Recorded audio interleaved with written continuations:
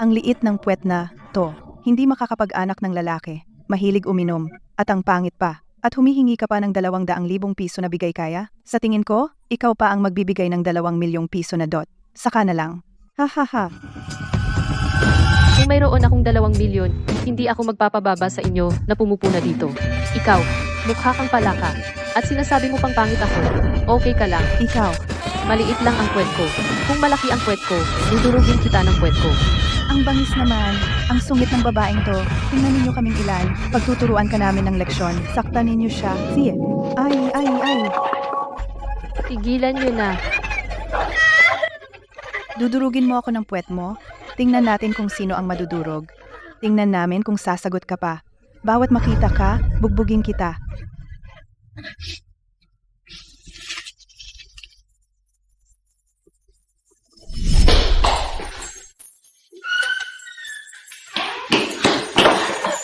Doktor, kamusta na ang nanay ko? Ang sakit ng nanay mo ay nangangailangan ng mga gamot at kagamitan mula sa ibang bansa. Kung walang 200,000, hindi magagamot ang sakit na ito.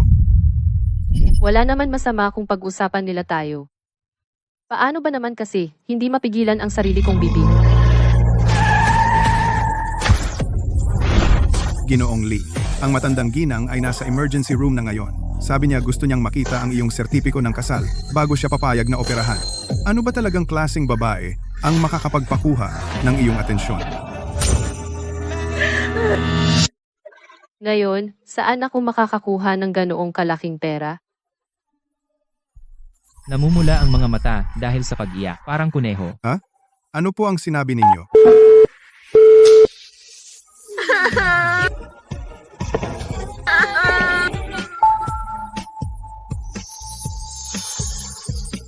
Pakasalan mo ako, bibigyan kita ng bigay kaya. Ako ay nakipagkasundo sa isang taong estranghero na kakilala ko palang 10 minuto at ikinasal. Kailangan ko lang ng sertipiko ng kasal. Sa pagitan natin, walang anumang tunay na relasyon. Pagkatapos ng 1 taon, maghihiwalay tayo. Ito ang aking secondary card. Gamitin mo ito ayon sa iyong kagustuhan.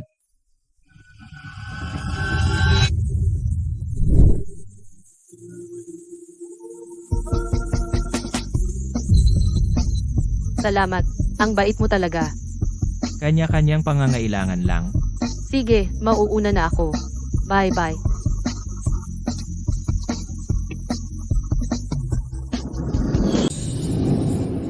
Pasensya na. Medyo busy ako. Magpapaalam na ako. Pasensya na, ayos lang po ba kayo? Huwag mong hawakan ng presidente namin.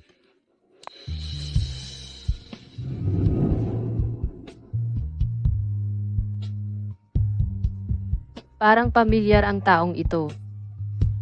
Malalate na ako.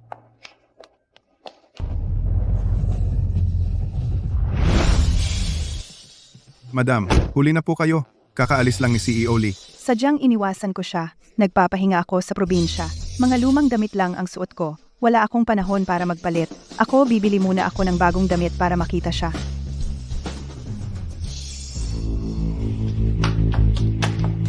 Shuziyi. 3 buwan ng sunod-sunod.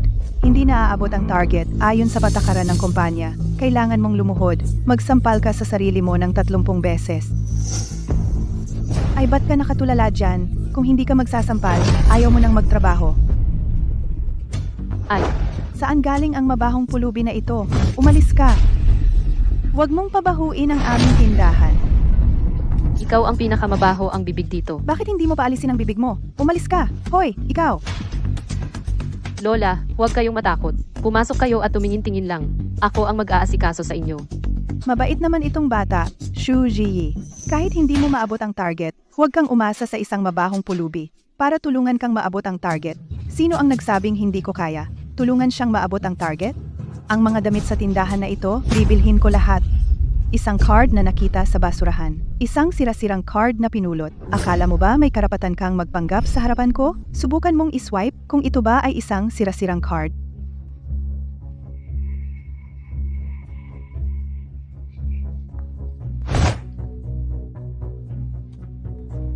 Ang balanse sa card ay 10 bilyon. 10 bilyon, oo, ganyan karami. ganyan karami. Anak, ang mga damit na binili ko ngayon ay ituturing na iyong target. Pero ikaw, napakatalino mo at napakaganda mo. Dito, sayang ang talento mo dito. Lola, sa totoo lang, hindi ako nakatapos ng kolehiyo. Wala akong mahanap na trabaho. Anak, may resume ka ba? Meron.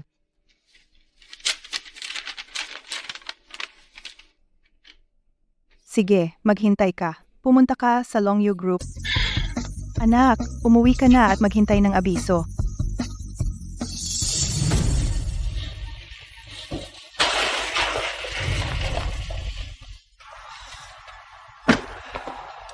Ano to? Allergy lang ako. Hindi naman ako mamamatay. Ay, doktor, bilis, bilis.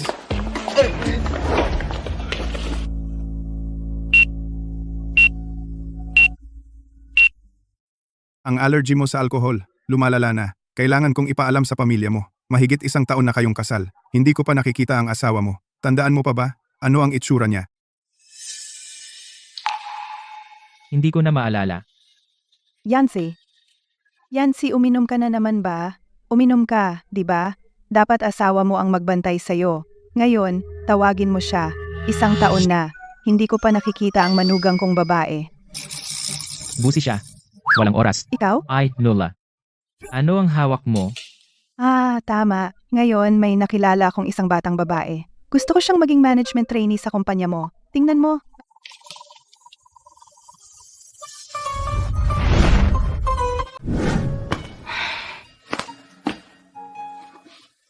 Kahit may koneksyon si Lola, pero hindi pa ako nakatapos ng kolehiyo. Paano ako makakapasok sa isang Fortune 500 na kumpanya? Hoy. Sige, tiyak na darating ako sa interview sa tamang oras.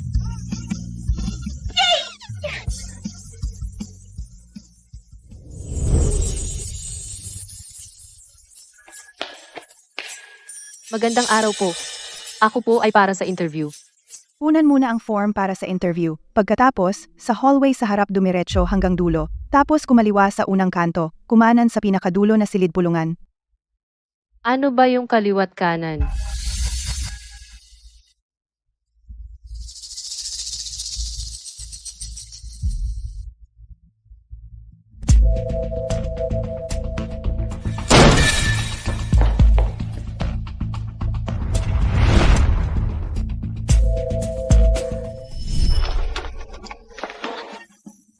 Parang yung nasagi ko na tao. Mukhang tapos na ang interview. Ito ang taong gusto ni Lola na kunin ko. Mukhang hindi masyadong matalino. 5 minuto kang late. Ako. Naligaw ako. Sa kumpanyang ito, parang isang mazi. Tama, hindi nga matalino. Ito ang form na pinafill sa akin ng receptionist. Napunan ko na.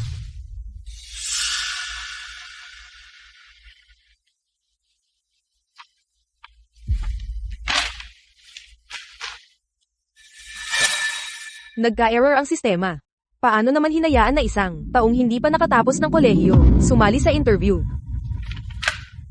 Lumabas ka. Lumabas. Pinapabayaan kitang manatili. Ako na lang ang mag-i-interview. Ang iba, lumabas.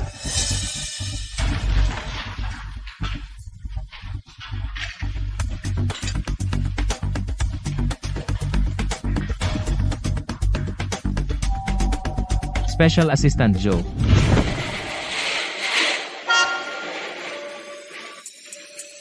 Ito ang iyong pagsusulit. Uminom.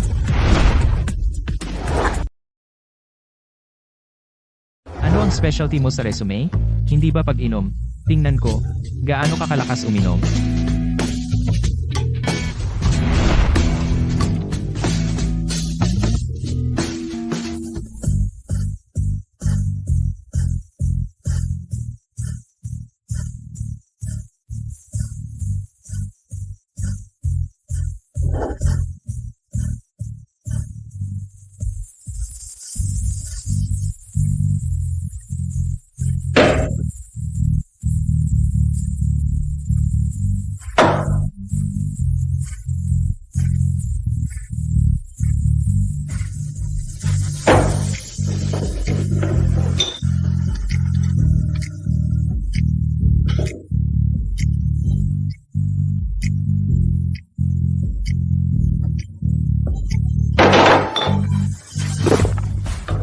Ayos ka lang ba? Ayos lang. Alam mo ba ang state banquet? Ang sommelier ng state banquet. Isang tao. Kaya magsilbi sa 20 mesa. Parang tubig lang. Pero ngayon, medyo masakit dahil busog. Ilan to?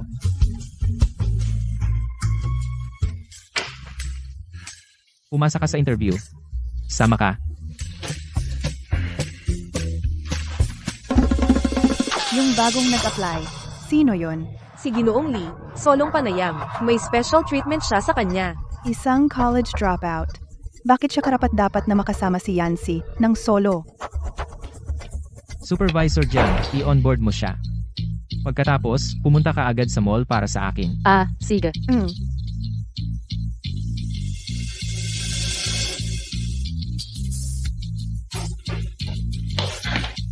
Ginoong Lee.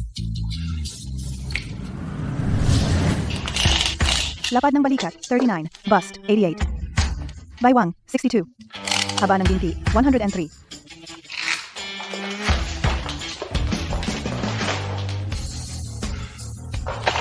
Baka naman si Ginoong Lee ay may gusto sa akin? May cocktail party mamayang gabi. Sumama ka sa akin. Hindi ba iyon ay pagkatapos ng trabaho? Demonyong kapitalista. Kakadating lang, sinasamantala na ako.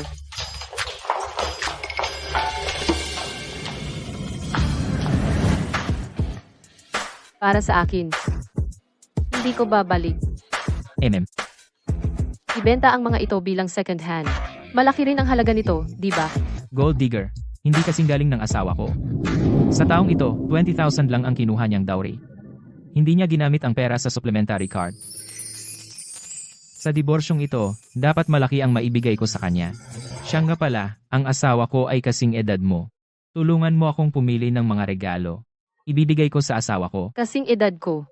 Nakapangasawa ng CEO. Talagang panalo sa buhay. Sige.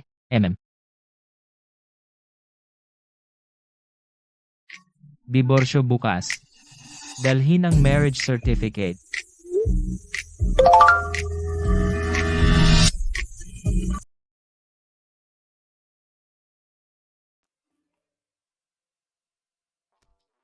Bukas, diborsyo. Dalhin ang marriage certificate.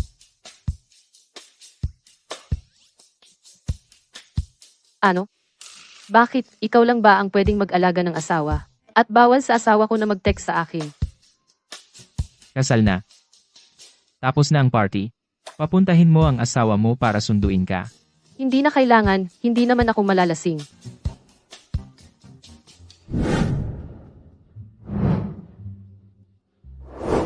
Mr. Wang, tagal na nating hindi nagkita. Tagay.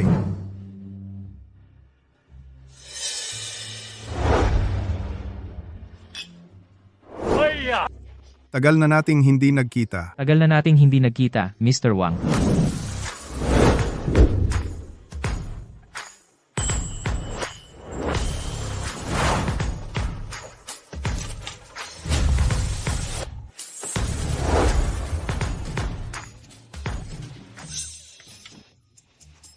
Next time, mag-low-key ka.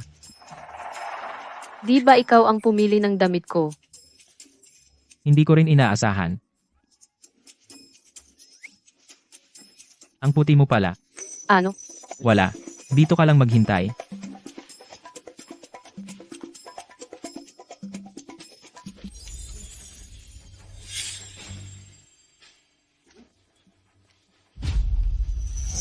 Ikaw ang asawa ni Mr. Lee.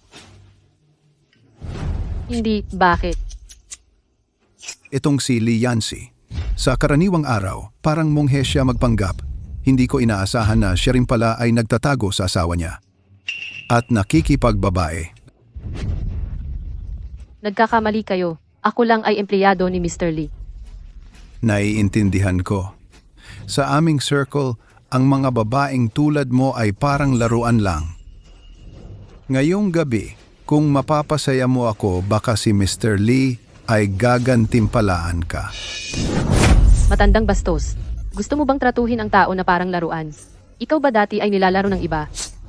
Hindi ka tinuruan ni Yancy ng tamang asal. Ngayon, ako na ang magtuturo sa hinawakan mo ang tao ko. Bitawan mo, masakit. Pag-usapan natin ng maayos. Bitawan mo.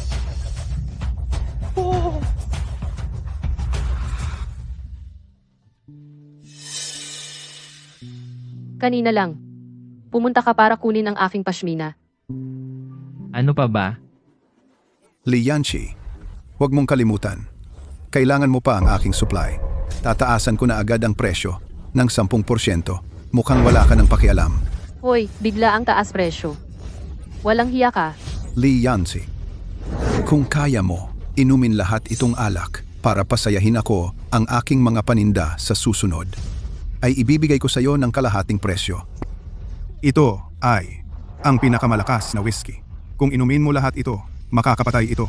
Mukhang si Mr. Lee sa pagkakataong ito ay dahil sa babaeng ito mabibigo.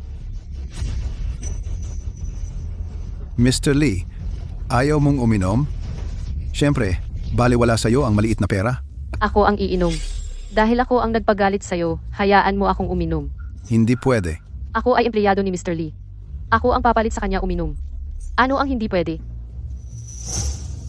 Hayaan mo siyang uminom. Babae siya. Gaano karami ba ang kaya niyang inumin? Siya. Pero kung hindi niya maubos, dagdag pa na samahan mo ako ng isang gabi. Si, Huwag kang magpakatapang. magtiwala ka sa akin.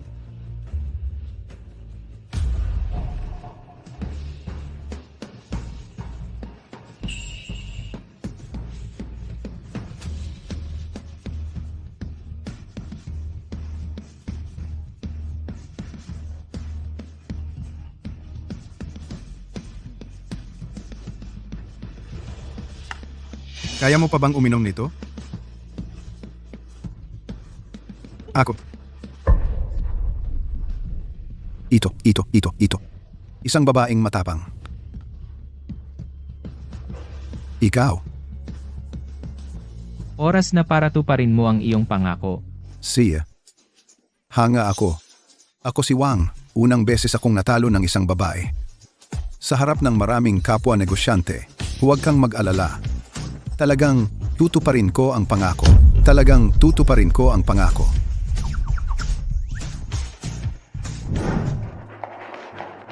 Mr. Lee, Anong iniisip mo? Paano naman siya magiging asawa ko?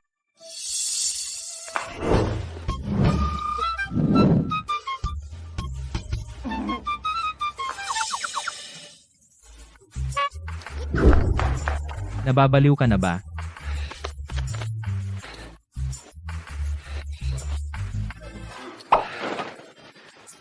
malapad na balikat, makitid na baywang.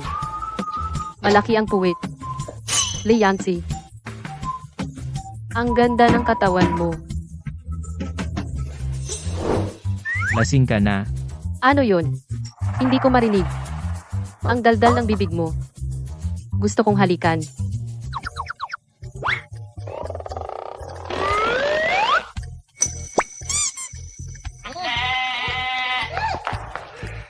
Mali ka nilagyan ng gamot ang alak. Suzy, tumawag ka papuntahin mo ang asawa mo para sunduin ka. Ah,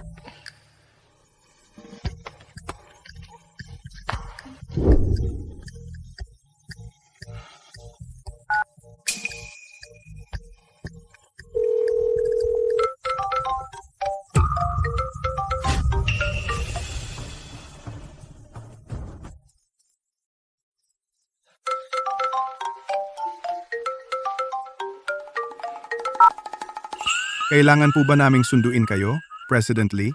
Hindi na. Ang subscriber na tinatawagan mo ay hindi pa maabot. hindi sinasagot ng asawa ko ang tawag ko. Mukhang hindi rin siya pinapansin ng asawa niya.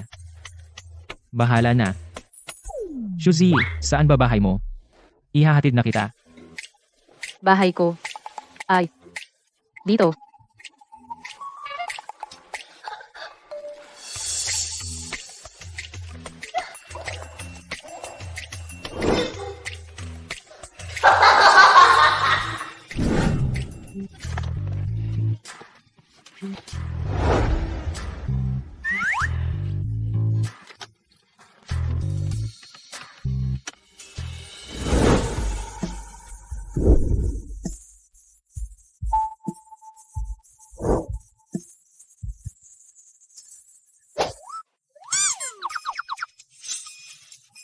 Ang tigas ng pectoral mo. Ang gandang lalaki. Sa susunod, kasama ng mga kaibigan ko. Tig 10 bawat isa. Suzy,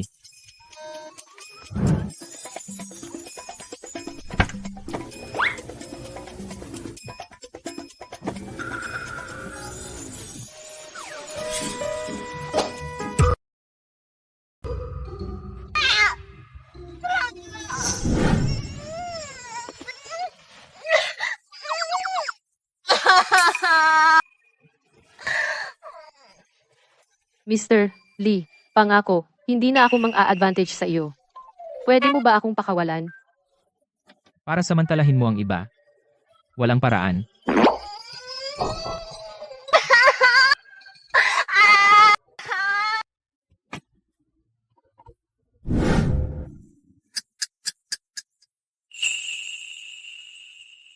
Mr. Lee, wala na talaga ang epekto ng gamot sa akin. Pakawalan mo na ako. Gusto mo pa ba ng gwapong lalaki? Ayaw na. Ang mga lalaki ay nakakaapekto lang sa bilis kung humugot ng espada. Pasensya na, Mr. Lee. Nadumihan ko ang suit mo. Kapag nalinis ko na, ibabalik ko sa iyo.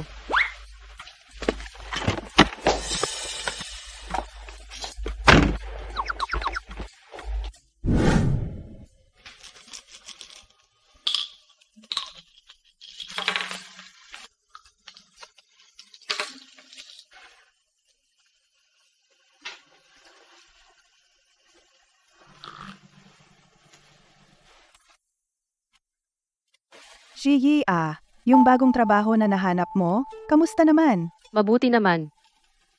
Inaalagaan din ako ng amo. Mabuti naman. Huwag kang mapagod. Kung hindi dahil sa akin na pabigat sa iyo, baka ikaw ay. Ay, nanay, bakit ka na naman ganyan? Isang pamilya tayo, huwag mong sabihin na pabigat ka.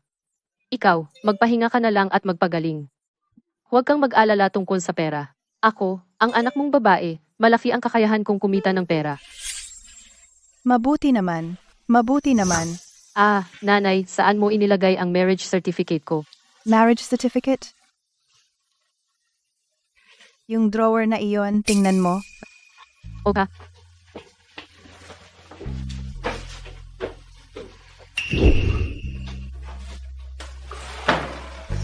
Nanay, sige, papasok na ako sa trabaho. Oh,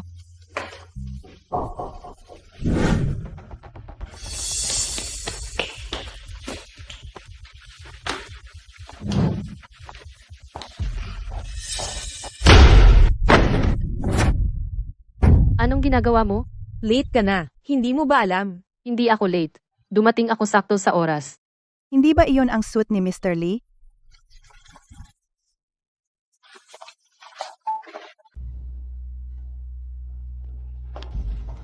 Ang tapang mo namang nakawin ang damit ni President Lee.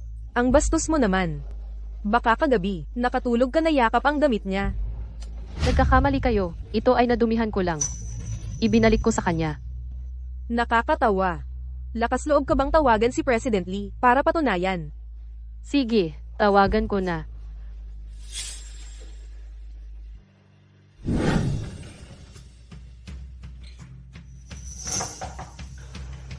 Pasok. President Lee. Kahapon ay pagod din siya. Maghanda ng isa pa. Pupuntahan ko si Suzy. President Lee. Parang espesyal si Xu Jiyi para sa inyo.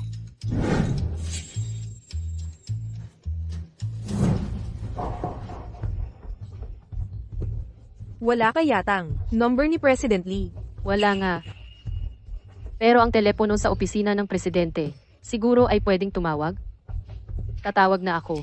Kapag napatunayan ko ang aking pagkawalang sala, kailangan kayong lahat na humingi ng tawad. Kung hindi mo mapatunayan, lalayas ka sa kumpanya.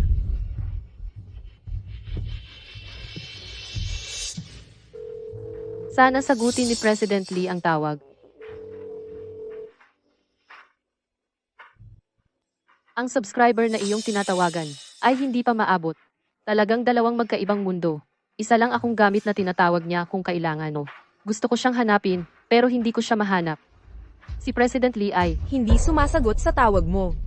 maaaring abala lang siya. Ang damit na ito ay talagang ibinigay niya sa akin. Ang tigas ng bibig mo. Huwag mong akalaing hindi ko alam. Ang intensyon mo. Sinasabi ko sa iyo, kahit maghubad ka ngayon, harap ni President Lee. Hindi ka niya titingnan kahit isang saglit. Ang dami mong alam dahil dati ka nang naghubad. At hindi ka niya tiningnan. Ikaw. Walang hiya kang nilalang. Mukhang hindi sapat na tanggalin ka lang. Hindi pa sapat. Habarin ninyo ang damit niya at ay parada sa kumpanya. Gusto kong makita ng lahat. Ang mga taong nagkakamalay kay President Lee. Kung ano ang kapalaran nila. Huwag mo akong hawakan. Ano pang hinihintay ninyo? Habarin ang damit niya. Tigilan mo ako. Bitawan mo. Tigilan mo ako. Tigilan mo. Tigilan mo ako. Bitawan mo. Tigilan mo ako.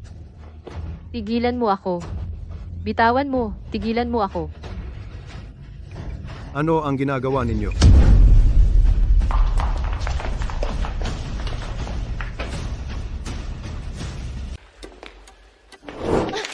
Pasensya na. Akin itong marriage certificate. Ano ba yan? Hindi naman ako sasaktan, di ba? Gusto pa niyang ayusin ang buhok niya. Baliw na talaga ako. Kailangan sa trabaho.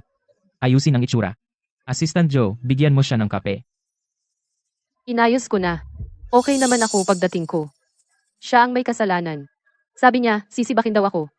At huhubaran pa raw ako, ililibot na hubad sa publiko.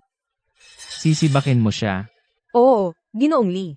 Nilabag niya ang patakaran ng kumpanya. Bilang supervisor niya, normal lang naman si Bakin siya, di ba? Si Xu Ziyi kagabi, natulungan si Ginoong Lee na makuha ang 100 milyon na order. Malaking ambag sa kumpanya. Bakit ikaw ang magsasabi na sisibakin siya? Kahit nakuha niya, ano naman? Ginoong Lee, hindi mo alam. Si Xu Ziyi hindi lang siya, may masamang hangarin sa'yo. Ninakaw pa ang damit mo. Kung ayaw mong maniwala, tingnan mo. Itong mga walang kwentang bagay. Dapat sibakin at ipahiya sa publiko. Itong damit ako ang nagbigay nito sa kanya. Paano naman? Ituon mo ang isip mo sa trabaho. Kung may susunod pa, ikaw ang masisante. Salamat, Lizong. Napakatalino nyo, Lizong. Tanga ibigay mo sa kanya.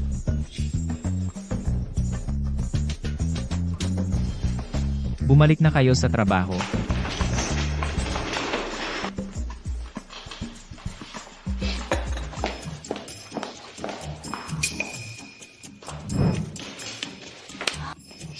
Ay, sira.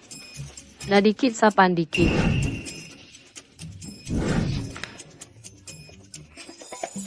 Nasa'yo pa ba ang marriage certificate mo? Hindi na magamit ang akin. Tapusin niyo ito ngayon.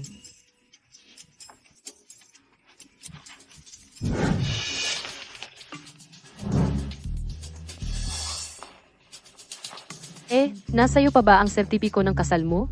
Hindi na magamit ang akin. Nasa iyo pa. Assistant Zoe, mayroon pa ba akong marriage certificate? Presidente, kung ang iyong marriage certificate ay nawala, papatayin mo ba ako? Hindi, bawal pumatay. Ayos lang pala, Lizong. Nawala ko ang marriage certificate mo. Kaltasan kita ng kalahating taon na sweldo. Lee Zong.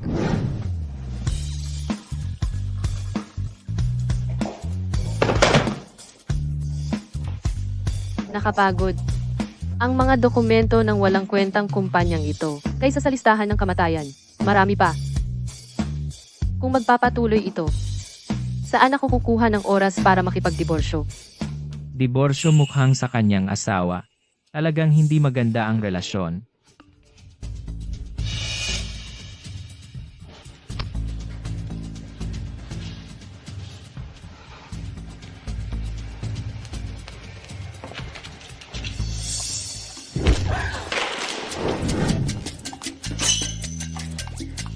Ano pang hinihintay mo? Nag-iisip ako kung ililigtas muna ang presidente o ang mga dokumento. Hindi ko kailangan ang tulong mo.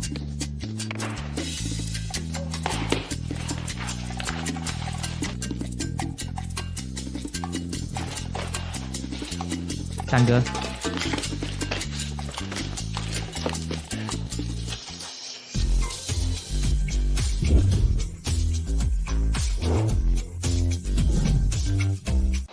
Shu Ziyi.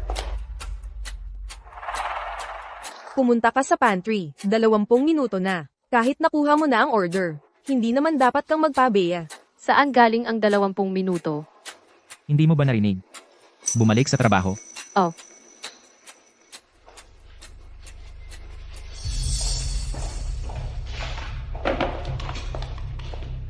Manager, ang dami ng mga dokumento.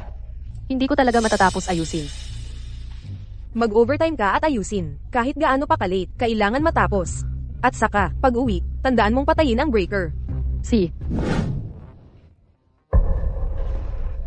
Bukas sa opisina ni Shuzi magpadala ng coffee maker at coffee beans. Ah. Ayokong sa susunod ang ibubuhos sa akin ay instant coffee pa rin. Ang baho naman. President Lee Kung, naaawa ka sa kanya, sabihin mo na lang ang dahilan mo. Masyadong mahina.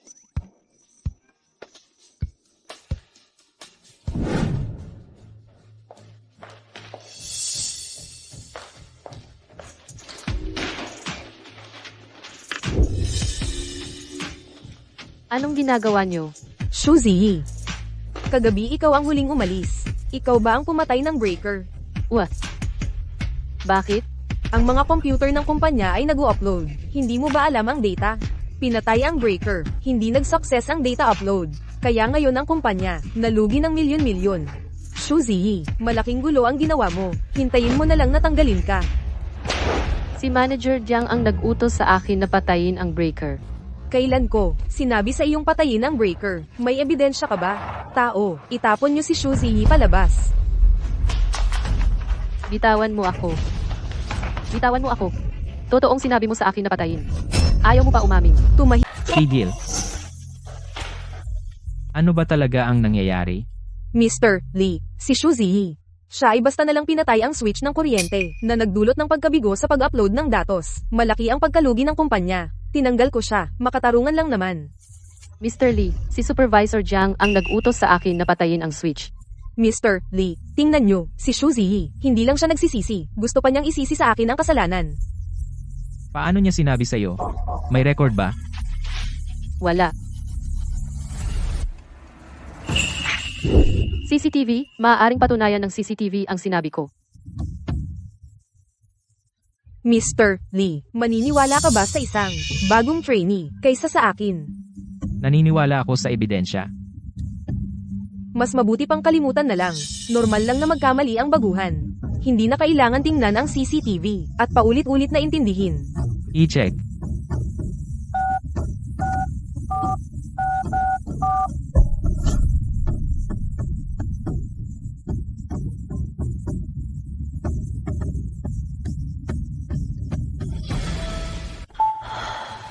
Buti na lang walang tunog ang CCTV. Mr. Lee, noong panahong iyon, nagtuturo ako kay Shu Ziyi ng trabaho.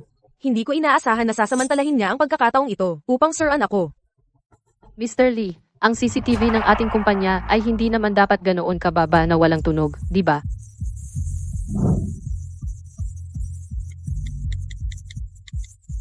Napakaraming dokumento ng supervisor, hindi ko talaga matapos. Mag-overtime at ayusin. Kahit gaano pa kagabi, kailangang matapos. May sasabihin ka pa ba?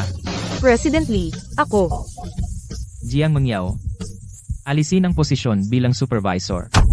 Ibaba bilang ordinaryong empleyado, bawasan ang sweldo ng kalahating taon. Patuloy din si Shuji. Bawasan ang sweldo ng kalahating taon. Hindi naman talaga kasalanan ko. Bakit pati ako pinarusahan? Isipin mo ng dahan-dahan. Kapag naintindihan mo, ibabalik mo ang sweldo sa akin.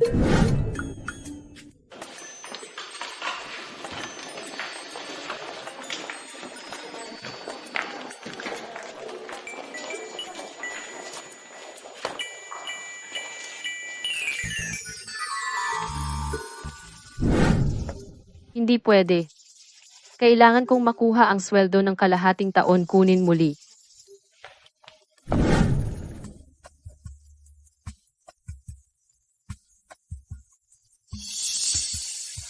Lola, umuwi na po kayo. Dito po kayo. Wala talaga akong magagawa para mahinahong magtrabaho. Kakadating ko lang, pinaalis na ako, nag-iisa ako, naiinip ako. Sa bahay hindi ako makatulog mag-isa.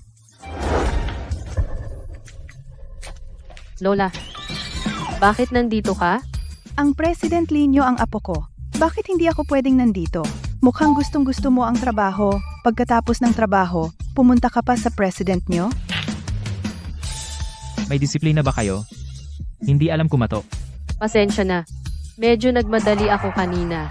Lalabas na lang ako at kumatok ulit. Uwa.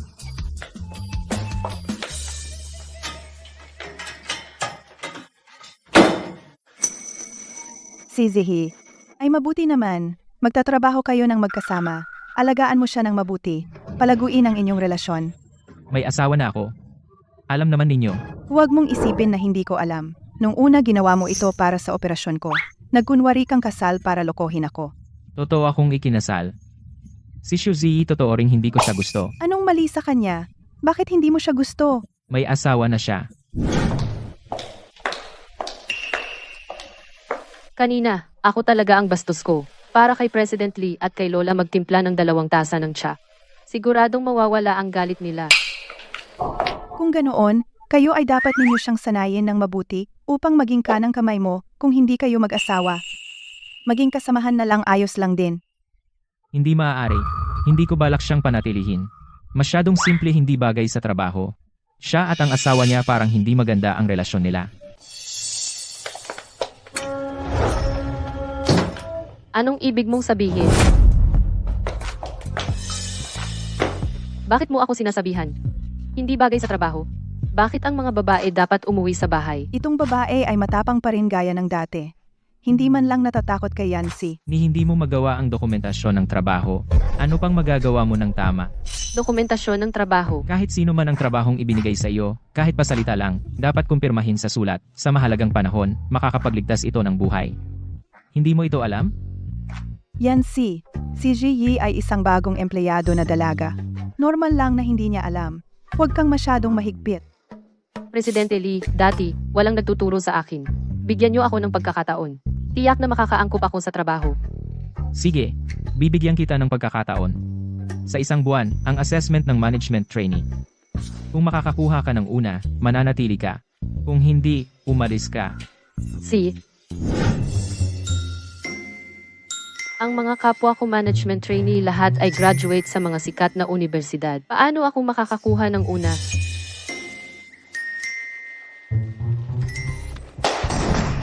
Mga kasama, ngayon ay inilalabas ang abiso ng assessment ng management trainee. Mga management trainee, lumapit kayo.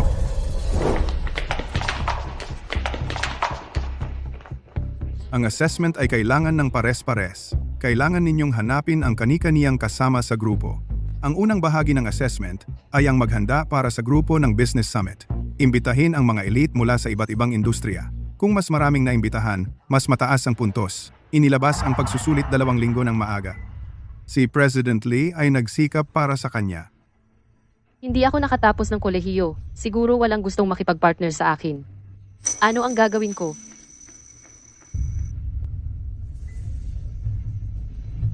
Ziyi, tayong dalawa na lang ang mag-partner. Umalis ka. Si Ziyi at ako ang magkasama. Siguradong anggat ka. Ikaw at ako na lang. Sa akin ka mag-partner. Pag-iisipan ko. Sige, kaya tandaan mo, piliin mo ako. Piliin mo ako, piliin mo ako. Umalis muna kayo. Gusto ko munang tumahimik.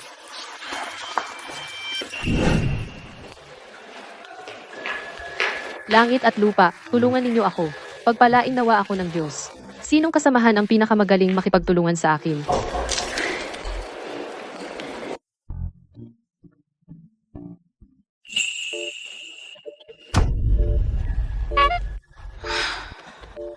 Tinakot mo ako.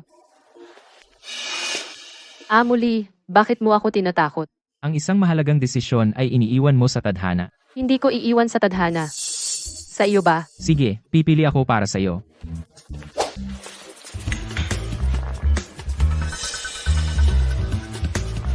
Ito na. Pinakamababa ang pinag-aralan, pinakabagong empleyado. Ang pinakaangkop na makipagtulungan sa'yo. Hinahamak mo ako. Sino ang may pinakamataas na pinag-aralan? Sino ang may pinakamahabang karanasan? Lee Sisi. Sige, siya na ang pipiliin natin.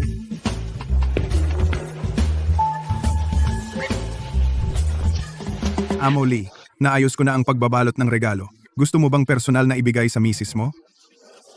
Ilang beses ko siyang iniwan sa ere. Tama lang na pumunta ako sa bahay para humingi ng tawad. Naalala kong ibinigay ko sa iyo ang address. Huwag mong sabihing nawala mo na naman.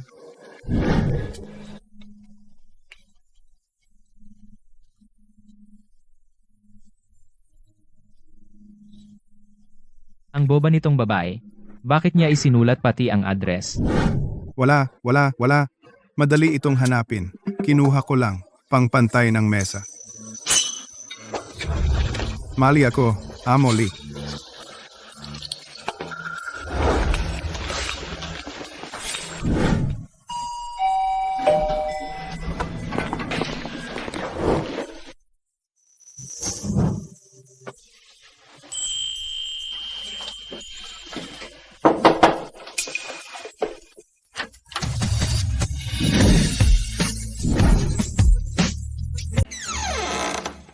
Sino ang hinahanap niyo? Sino yon, mahal? Ewan ko. Dalawang baliw. Tara!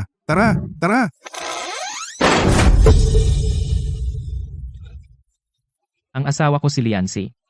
Nag-cheat pala siya. Presidente Lee, baka dapat nating alamin muna. Tumahimik ka.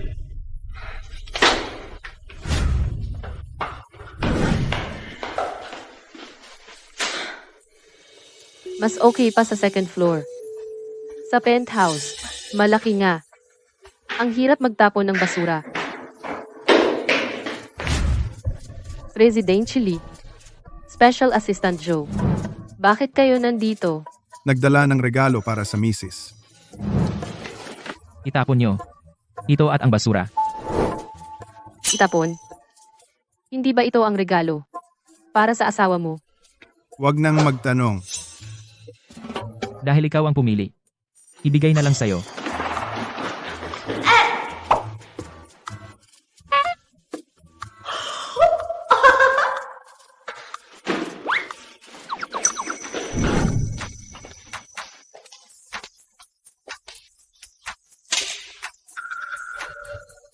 Siya ay mahirap. Paano niya nabili? Ang hair clip ng Chanel. Tiyak si Presidente Lee ang nagbigay sa kanya. Xu Ziyi. Dahil hindi mo alam ang iyong lugar, huwag kang magalit sa akin.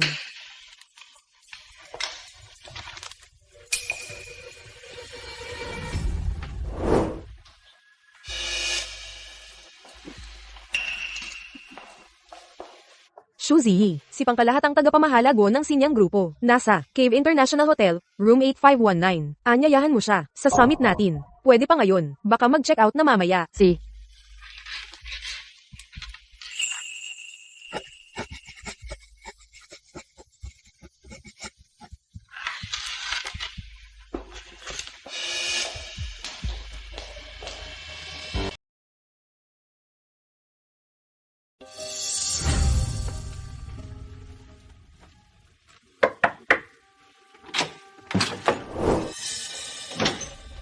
Kumusta po, Ginoong Go?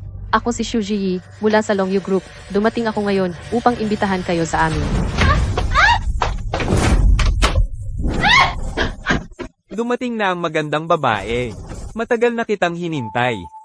Ginoong Go, respeto naman. Huwag mo akong tawaging Ginoong Go. Tawagin mo akong kuya.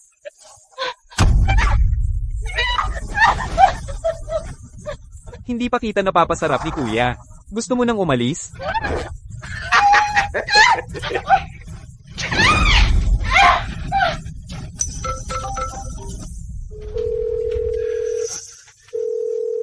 Ang subscriber na iyong tinatawag ay pansamantalang hindi sumasagot. Ang subscriber na iyong tinatawag ay pansamantalang hindi maabot. Pakiusap, subukan muli mamaya. Ginoong Lee, May wine event mamayang gabi. Pero hindi ko makontak si Xu Ziyi.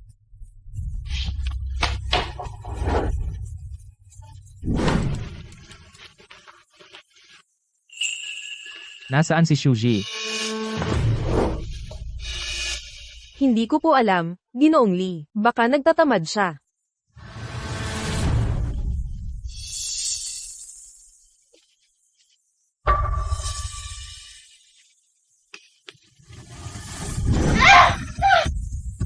Anong gagawin mo? Huwag kang lalapit. Umalis ka. Lumayo ka. Shu Ziyi, Miss Shu, Miss Shu. Miss Xu Ziyi. President Lee ito, ang surveillance video ng Hotel Corridor. Gusto naming imbitahan kayo sa aming business summit. Naglakad sa itaas.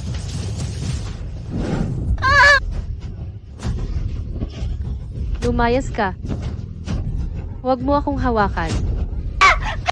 Tulong. May tao ba? Huwag mo akong hawakan. Tulong. Huwag mo akong hawakan. Suzy.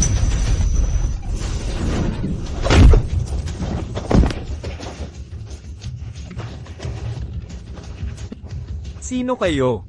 Pinakialaman ninyo ang aking negosyo. Alam ba ninyo kung sino ako?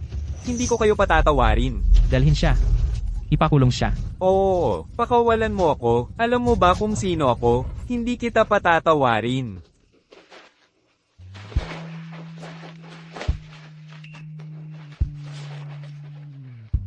Okay ka lang?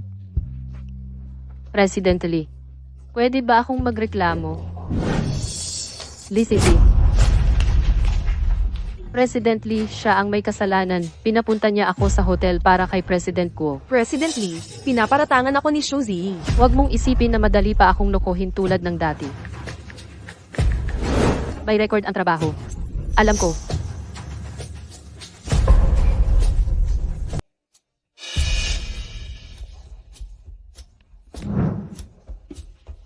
Ginoong Lee, talagang nasa kay Fu International Hotel si Ginoong Guo ngayon. Sisi, nagkamali ka ba ng room number? 8,911. Hindi 8,511. Oo. Nagkamali ako ng hindi sinasadya. Lee Sisi. Management Trainee Assessment. Bawasan ng 50 puntos. Ginoong Lee. HMP. Huwag kang mag-alala, sigurado akong kaya kitang makapasa sa assessment.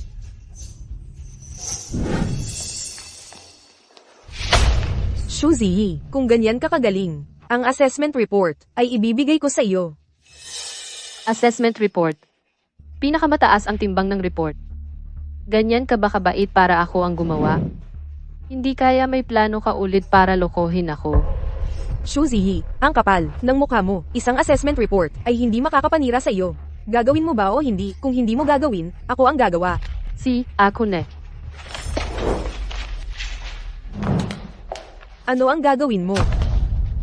Pumunta sa archive para kumuha ng datos. Para sa report.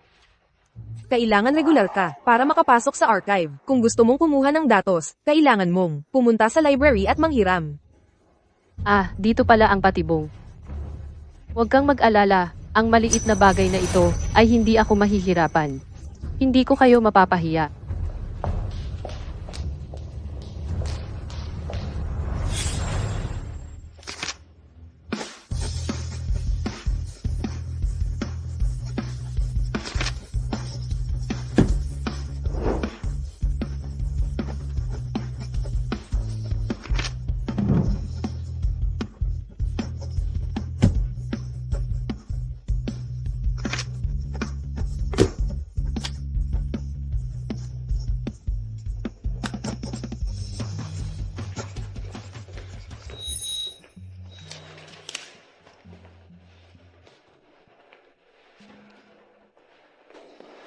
Bakit hindi ka pa umuwi? Ginoong Lee, matatapos na ako.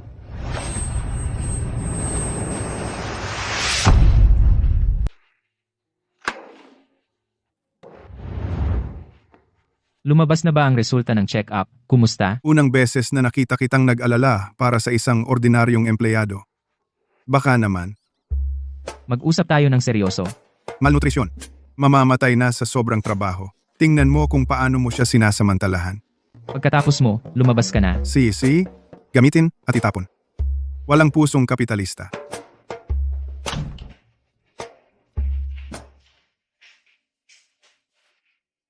Ginoong Lee, Nagising ka na.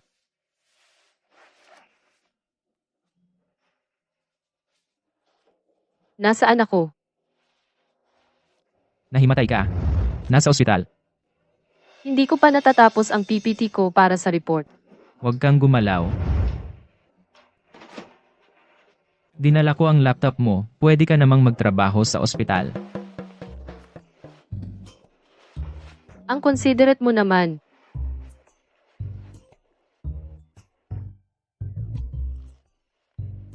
Ginoong Lee, hindi ka ba uuwi? Hindi ko kailangan ng mag-aalaga. Ano bang iniisip mo? Binabantayan lang kita sa trabaho mo. Ah,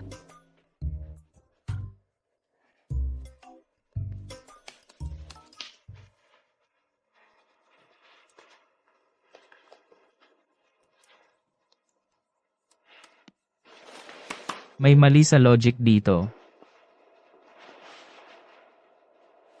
ay. Talaga nga. Buti na lang nandito ka.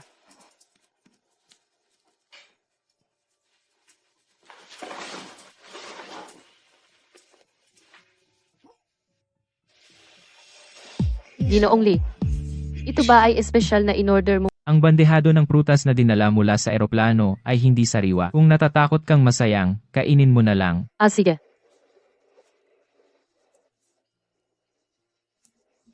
Sariwa naman eh. Talaga nga, mataas ang standard ng mayayaman. Ubusin mo ang prutas.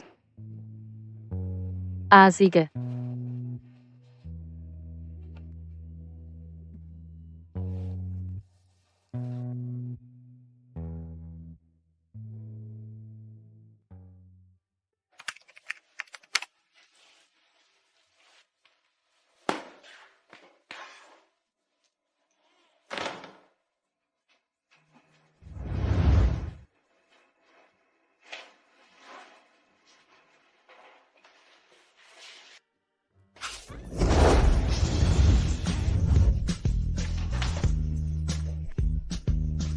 Zihi,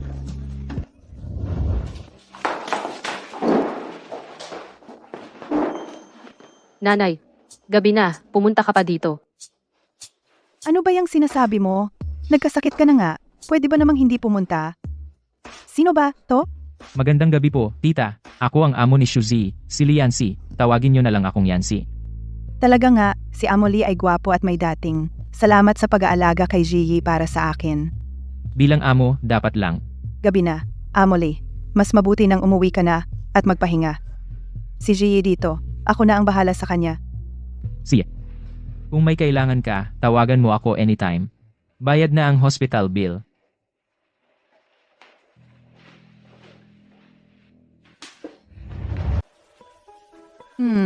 Sabi mo, bakit bigla kang nahimatay? Talagang natakot ako. Ma, okay lang naman ako. Umuwi na tayo.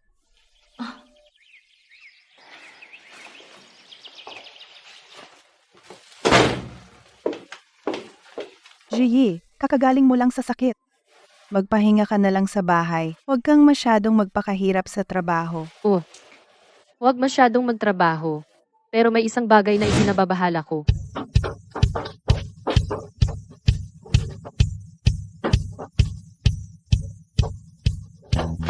Ma, may kailangan ako. Mauuna na ako. Anong ginagawa ng batang ito?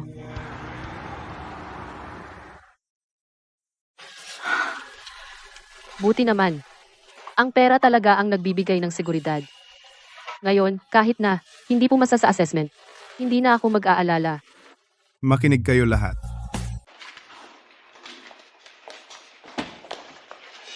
Shuzi, kailangan ng kopya para sa report. Ilimbag ang isang kopya para sa amo. Walang papel ang printer. Pumunta ka sa storage room at kumuha. Wala akong oras.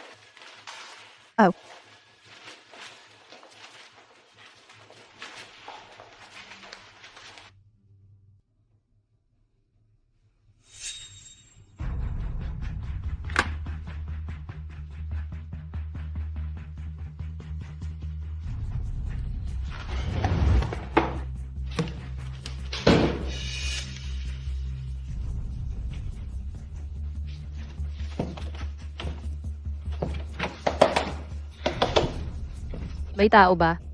Pwede mo bang buksan ang pinto para sa akin?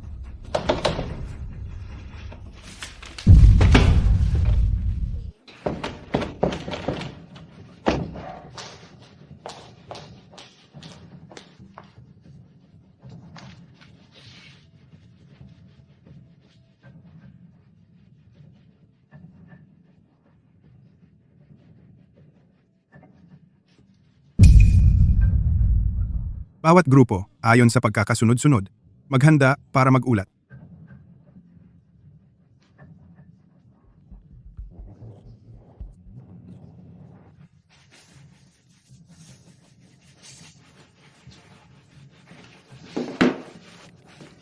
Hanapin si Shuzi. Unang grupo, Bakit silisisi? Nasaan si Xu Ziyi? Tiyak na tumakas siya. Mga amo. Mga kasamahan, magandang hapon. Ako ang tagapag-ulat ngayong araw. Kahit na hindi dapat masyadong magpakahirap sa trabaho. Pero ang daya naman na ma-frame ka ng ganito, nakakainis talaga.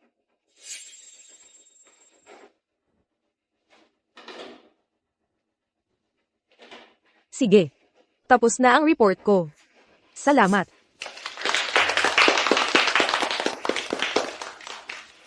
Alam ni Xu Ziyi na hindi siya makakatapat kay Lisisi, kaya hindi siya pumunta. Lisisi. Maganda ba ang report na ginawa ko? Xu Ziyi. Bakit ka nandito?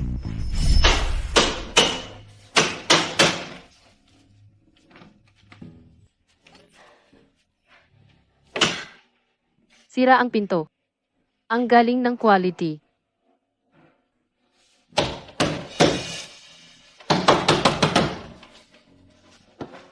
May tao ba? Assistant Zo, ako ito. Nalock ako sa storage room. Hindi mo pa sinasagot ang tanong ko. Maganda ba ang report na ginawa ko? Ano, gawain mo. Ito ay gawa ko. Gusto mo bang agawin ang credit ko? Sige kung gusto mong mapahiya. Ibibigay ko sa'yo.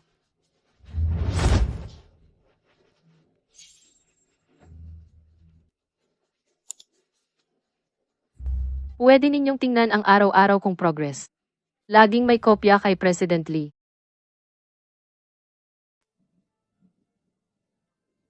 Ikaw naman? Mayroon ka bang anumang ebidensya na ikaw ang gumawa ng PPT na ito? Ako. Huwag mong isipin na hindi ko alam yung dati sa hotel. Ikaw din ang may gawa noon. Kasinungalingan. si Lisisi ay nanira ng kasamahan. Inangkin ang mga resulta ng pagsisikap ng kanyang kasamahan. Ngayon, si Lisisi ay sinesante at ilalagay sa blacklist ng Longyu Group. CEO Lee, nagkamali ako. Kakagraduate ko lang mula sa prestihiyosong paaralan. Kung ilalagay mo ako sa blacklist, masisira ang buhay ko. CEO Lee. Huwag po. CEO Lee. CEO Lee. Huwag. Tungkol naman kay Shuji. Pumasa sa pagsusuri at siya ang magiging responsable ng business summit na ito. Hindi ako sang-ayon. Marami pa kasing tao ang hindi napapansin. Kailangan mo kaming bigyan ng paliwanag. Sino ka ba para kailangan kong magpaliwanag sa iyo? Sa buong panahon ng pagsusuri, si Xu Ziyi lang ang nag-uulat ng progreso sa CEO Lee araw-araw at lahat ng kanyang datos ay nakalap niya mismo sa pampublikong silid-aklatan, mas komprehensibo at detalyado kaysa sa database ng kumpanya. Ang tagumpay sa trabaho ng lahat ng naririto ay hindi makakapantay kay Xu Ziyi. Si Xu Ziyi bilang responsable ng summit ay nararapat lamang. Hindi ko inaasahan na ganito pala kaprotektahan si CEO Lee, ang tapang niya. Hindi dapat hayaan si Xu Ziyi na magningning sa harap ni CEO Lee. Sige, susunod na grupo, magpatuloy sa ulat.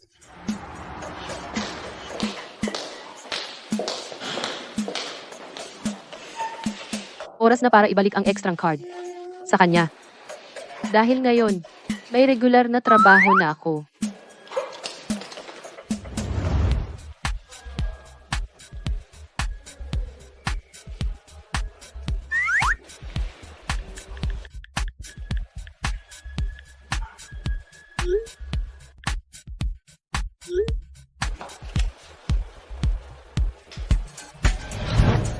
Niyaya niya ako.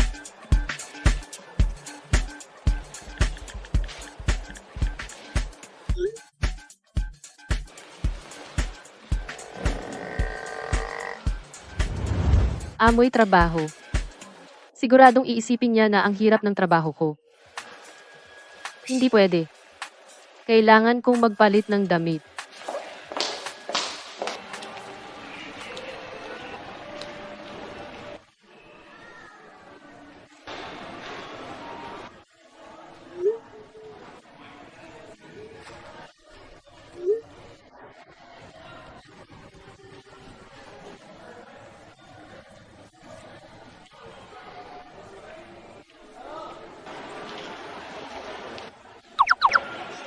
Mahal. Ginoong Lee. Bakit po kayo? Pasensya na. Napagkamalan ko ang tao. Maling tao. Hindi ba ikaw ang nag-imbita sa akin? Paano ko kayo iimbitahin? Ang imbitado ko ay ang aking amo. Pasensya. Nagkamali ako ng text. Ang gusto ko sanang imbitahan ay ang asawa ko. Pero hindi ko sinasadyang na ipadala sa inyo. Kaya pala ang suot mo'y makulay. Presidentially. Ngayong nandito na kayo, baka gusto nyong maglibot ako. Pwedeng kayo ilibre ko ng pagkain. Kaya mo ba akong ilibre? Wala kayong dapat ipag-alala. Ang lana ay galing sa tupa. Ang mga regalo ninyo sa akin. Ipinagbili ko lahat. Presidentially. Ano po ang nangyari sa inyo? Huwag mo akong kausapin. Bakit bigla kang nagalit?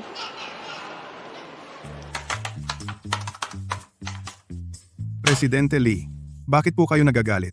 Wala naman pong kasalanan ng keyboard na ito. Hindi ako inilibre ni Shuzi. Pati ang mga regalo ko sa kanya. Ipinagbili niya. Wala ba akong halaga sa kanya? Hindi ko alam kung mahalaga ka kay Ziyi. Pero halatang mahalaga siya sa iyo. Presidente Lee, baka naman gusto mo siya? Imposible iyon. Halata na sa akin. Ang tigas ng bibig ni Ginoong Lee. Ang business summit bukas. Nakapaghanda na ba si Shuji? Oo, magaling si Xu Jiyi sa trabaho. May ilang butas sa summit na iayos niya agad. May mga hindi inaasahang sitwasyon. Marunong siyang umayos. Organisado siya. Alam niya kung ano ang prioridad. Mahusay siya sa pagpapatupad. Napaka-efficient niya. Talaga. Lumaki na talaga siya. Hindi na niya ako kailangan. Bakit ka tumatawa? Wala, hindi ako tumatawa. Sabihan ang direktor. Live stream. Magsisimula sa kalahating oras. Oh? Reception area para sa mga bisita. Pwedeng magpadala ng staff doon. Oh. Kayo dalawa. Suriin ang video recording. At ang audio equipment. Dapat walang problema. Oh. Manatili kayo sa lugar. Palaging bantayan ang lahat. Kung may problema o kailangan. Sige, punta na kayo. Magaling. Salamat sa papuri, Ginoong Lee. Shuzi, kahit marunong kang mangakit, ano ngayon? Ako lang ang nakakaunawa, kay Ginoong Lee. Kapag dumating ang ama ni Ginoong Lee, ako mismo ang mag-aayos, ng hindi pagkakaunawaan nila.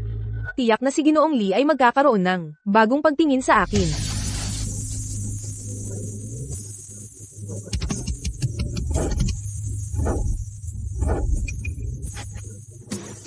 Mr. Lee Sr., punta kayo para suportahan ang inyong anak na si Ginoong Lee. Tama ba? Para sumuporta, di ba?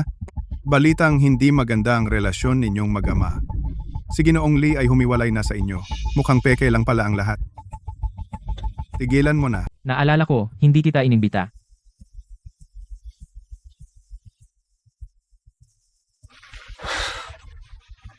Ipinadala mo ang imbitasyon sa pamamagitan ng iba. at inilagay sa aking mesa. Kung hindi ako dumating, magmumukha akong walang pakialam. Sino ang nag-abot? President Lee, ako po ang nag-imbita kay President Lee Sr. May balita sa labas na may hindi pagkakaunawaan sa pagitan ninyo ni President Lee Sr. Pero mag-ama kayo, anong hindi pagkakaunawaan? Lahat naman ay pwedeng malutas. At saka, inimbita ko po rin ang inyong kapatid na lalaki. Kuya, ikaw ang nag-organize ng summit? Hindi mo kami inimbita. Sa tingin mo ba maliit ang lugar na ito?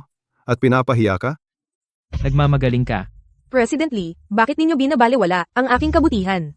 Kuya, tingnan mo na mabuti. Wala ka pang kasing intindi ng isang empleyado. Si tatay ang pangulo ng Lee Group. Tulad ng summit na ito, paano siya mawawala? Ang summit na ito, mukhang kulang ang investment. Kahit nasa top 500 ang Longyu, wala itong siglong pundasyon ng Lee Group, kaya hindi pa rin matibay. Alam na alam mo ang kumpanya ko. Ilang bagay lang ang narinig ko. Pero ikaw lang mag-isa, nagawa mo ito ng ganito, ay kahanga-hanga na. Kung gusto mong bumalik sa Lee Group, magsimula sa mababang posisyon. Sa hinaharap, ipapamana ko sa iyo ang Lee Group, hindi naman imposible. Tatay, Lee Yanqi, paano mo ako kinakausap? Tay, huwag kang magalit. Magsasakit ka dahil sa mga ganyang tao. Hindi worth it. Lee Yanqi, wala kang paggalang sa nakatatanda. Huwag mong isipin na umalis ka sa pamilya. Nagtayo ka ng Longyu, para kang mayabang. Sasabihin ko sa iyo, sa paningin ko, wala kang halaga. Huwag ka dyan magpasikat sa edad mo. Ikaw, kasama ng lalaking plastic na ito. Kahit magsikap ka pa ng 3 buhay, hindi mo maaabot si Liansi. Ang 1% ng kanyang tagumpay ngayon, tungkol naman sa'yo. Ang dami mong plano, parang pulot pukyutan. At may itsura ka pang. Nasasabog ang ulo ng lalaki. Natitigil ang regla ng babae sa pangit mo. Ano ang karapatan mo? Para ikumpara kay Liansi. Ikaw. Sino yang babaeng iyan? Wala kang karapatang magsalita dito. Umalis ka na dito. Nandito ako. Kung ano gusto niyang sabihin, sasabihin niya. Sa tingin ko, kayo dapat umalis. Swile na anak. Tay, huwag na kayong magalit. Lee Yanqi, dapat may hangganan ang lahat. Para magkaayos tayo sa susunod. Kung hindi mo pinapahalagahan ang pamilya, huwag mo kaming sisihin sa susunod. Kung hindi kami magpakita ng galang. At saka, yang pangit mong summit. Napakamura. Kung sino gusto dumalo, sige. Tay, alis na tayo. Hemp.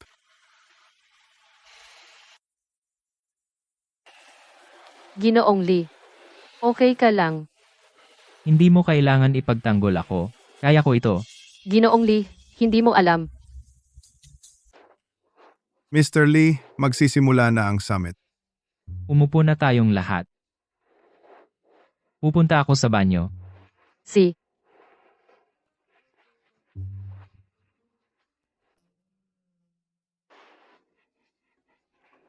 Assistant Zo. Ang relasyon ng pamilya ni Mr. Lee. Mukhang komplikado.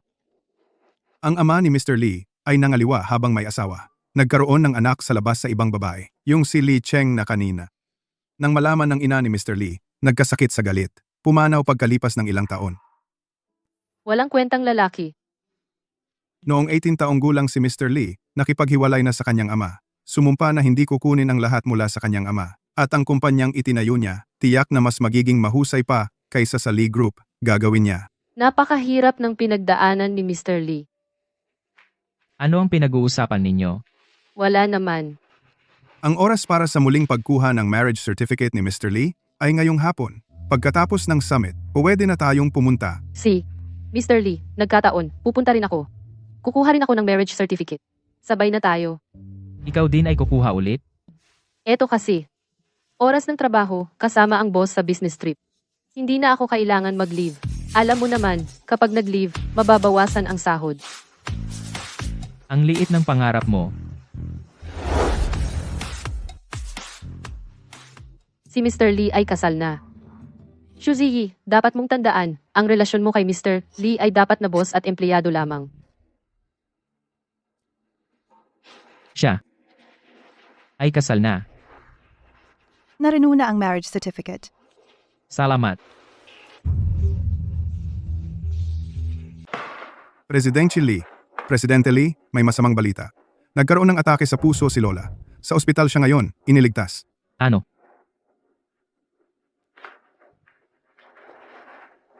Maayos naman si Lola. Bakit bigla siyang nagkasakit? Sinabi ni Presidenteng Lee Sr. na ang mga shares sa pangalan ni Lola ay ililipat kay Lee Cheng. Hindi pumayag si Lola. Sabi niya, iyon ay para sa iyo. Kaya nag-away sila. At saka nagkaroon ng atake sa puso si Lola.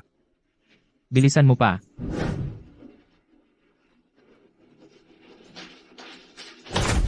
Kung may mangyari kay Lola, hindi kita papatawarin.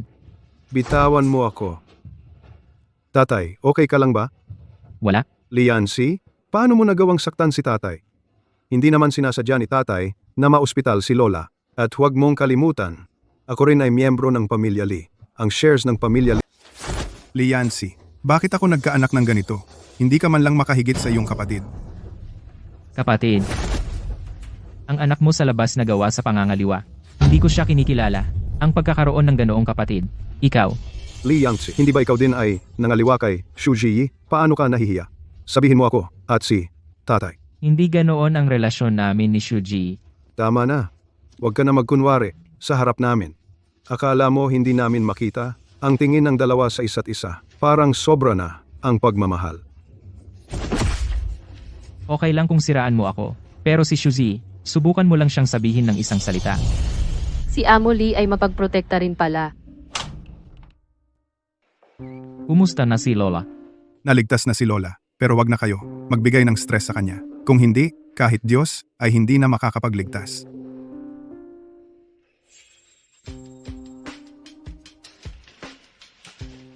Amo Lee, babalik na ako.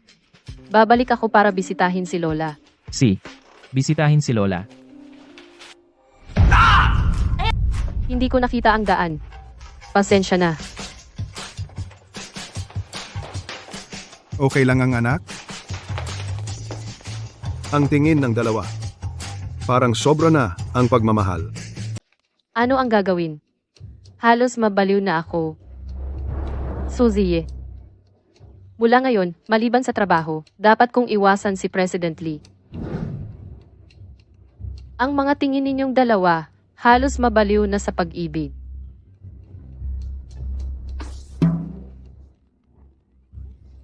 Binigyan mo ako ng balat ng kahel? Pasensya, may iniisip lang ako. Ngayong oras na ito, ako? Gusto kong makita ang manugang na apo na hindi ko pa nakikita. Sana nandito siya. Hindi naman ako bibigyan ng balat ng kahel. Lola, bibigyan kita ng bago. Ikaw, hindi marunong mag-alaga. Tawagin mo si Xu Ziyi. Miss ko na siya.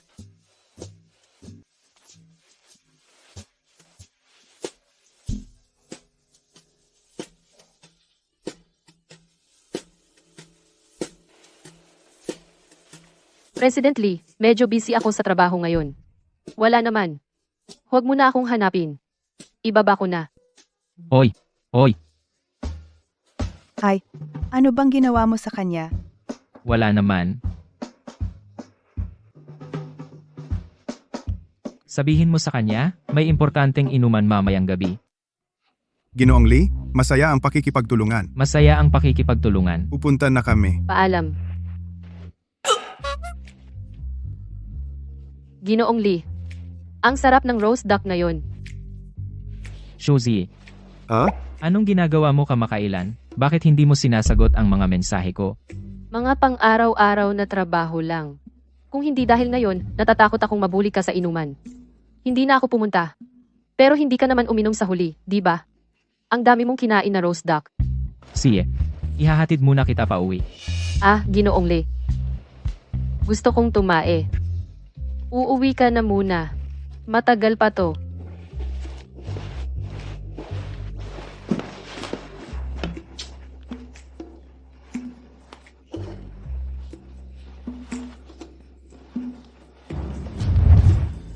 Hoy, Ginoong Lee, anong plano mo sa kanila?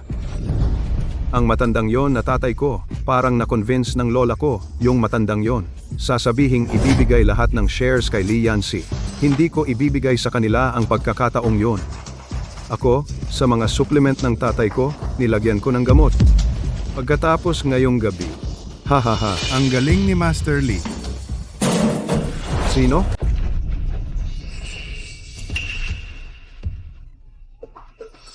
Pitong star hotel, pumapasok din ang mga pusang gala. Ano bang problema sa management ng hotel na ito? Uy, Lee Xiao, mula ngayon, ikaw na ang nag-iisang pinuno ng pamilya Lee. Bakit kailangan mo pang makipag-away sa pusang gala na iyon? Tama, bahala na. Tara, inom.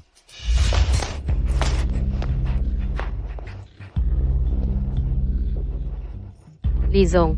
Nandito ako. Lizong. Bilisan mo, bumalik at iligtas si Old Lizong.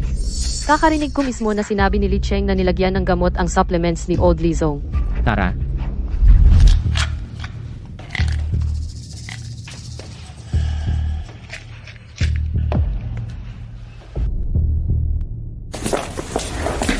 Lizong, umalis ka. Hindi ka maaring pumasok. Nag-utos si Old Lizong. Kung wala ang pahintulot niya, Kuya, may problema si Amo Li, pumunta kami para iligtas siya. Walang oras na maghintay. Bilisan natin, pumasok na tayo. sandali, tatawagan ko si Amo Lee para kumpirmahin. Malapit na siyang mamatay. Paano pa natin makumpirma? Amo Li. Amo Lee.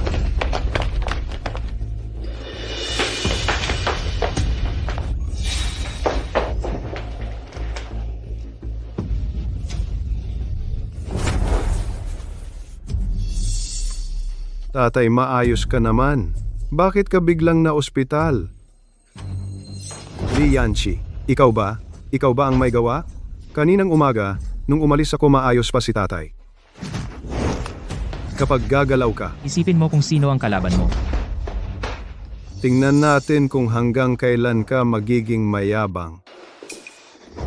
Doktor, si tatay, kamusta siya? Amo Lee namatay dahil sa las...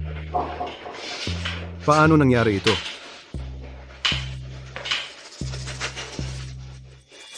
Ha. Namatay ang tatay mo, bakit ka tumatawa? Bago mamatay ang matandang ito, ay may testamento na siya. Sinasabing ibibigay lahat ng ari-arian sa akin. Sa huli, wala kang nakuha. Ikaw ang gumawa nito. Oh, ano ngayon? Kung hindi, ano? Ako at ang nanay ko ay nagdusa ng maraming taon sa labas. Karapat-dapat ko ito. Mula noong araw na gumawa siya ng testamento, sana ay mamatay siya ng maaga. Rebelding anak.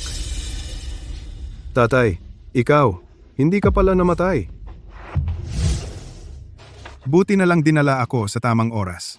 Magpalavabet lang, gagaling. Paano mo nalaman na maaksidente ako? Huwag ka nang magtanong. Ang kailangan mong malaman lang, si Li Cheng ang may gawa nito. Akala mo maniniwala ako sa'yo? Sa palagay mo bakit ka nalason? Ang pamilya Li ay ikaw na lang at si Li Cheng, di ba? Imposibleng siya. Siya ba? Subukan natin, malalaman. Tatay, pasensya na. Nakakita ko ng kasakiman. Sandali, naguluhan ako. Matagal ko nang alam na mali ito. Patawarin mo ako ngayon. Gusto mo pala akong patayin. Hindi. Attorney Wang, lahat ng aking ari-arian ilipat sa aking panganay na anak, Li Yanqi. Tatay, Tungkol naman kay Li Cheng, itong suwail na anak, ilabas ninyo siya para sa akin. bitawan mo ako. Paano mo magagawa ito sa akin? Alam mo ba kung paano ako nabuhay sa mga nakaraang taon? Paano ako nabuhay? Ang mga tao sa labas. Sa panlabas ay iginagalang nila ako. Ngunit sa likod, tinatawag nila akong bastardo. Gumawa ka ng maraming masasamang bagay. Dapat matagal ka ng patay. Dalhin ninyo. Bitawan mo ako. Yan si mali si tatay, malaking pagkakamali ko. Huli na ang pagkaunawa ko, pasensya na sa iyo. Yancy, gusto mo pa ba kilalanin ako bilang iyong ama? Ano ang nagpapaisip sa iyo na kapag humingi ka ng tawad, tatanggapin ko agad? Ang kinahinatnan mo ngayon sarili mong kasalanan. Umalis na tayo. Yancy,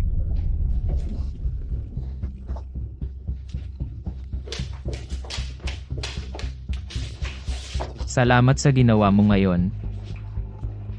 Walang anuman. Bilang iyong empleyado, kailangan kong protektahan ang interes ng aking amo. Uuna na ako. Pero huli na akong dumating. May asawa na siya. ay, Ginoong Lee. ang asawa ni Xu Ziyi parang hindi pa nagpakita. Baka si Xu Ziyi at ang asawa niya ay hindi nagpakasal dahil sa pag-ibig. Siguro ganon.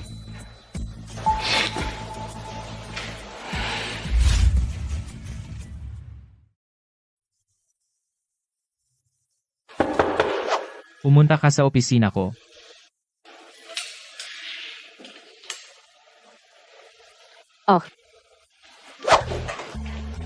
Ginoong Lee, tinawag mo ako, may trabaho ka bang ipapagawa? Shuji, tingin ka sa akin. Nasaan ang asawa mo? Mabait ba siya sa'yo? Mabait na mabait, huwag kang mangialam. Magtatrabaho na ako. Hoy, Suzy. Anong nangyari sa iyo nitong mga araw? Kung may kinagagalit ka, sabihin mo sa akin. Wala naman. Kilala na kita. Bakit mo ako iniiwasan kamakailan? Ako. Ayaw na ayaw ko ang puti. Palagi kang nakaputing damit na naglalaro sa harap ko. Dahil lang dito. Baka nasa period ka. Kaya lahat nakakainis. Sige, naiintindihan ko. Hindi pala siya nagalit. Director Lee, wala naman, babali na ako sa trabaho.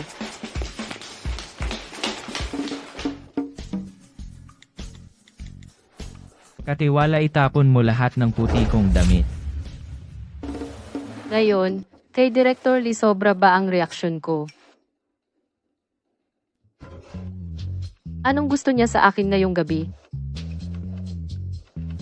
Anong gagawin ko? Pagpili ng outstanding employee, kailangan dalhin ang national level certificates. Tandaan mong dalhin bukas. Naiko. Noong high school at college ako. Saan mo inilagay ang mga national certificate ko? Kailangan ko para sa pagpili ng outstanding employee. Matulog ka na, hahanapin ko mamaya. Salamat, Nay. National Certificate. Kasama ba ang marriage certificate? Okay, sige, pupunta na ako agad.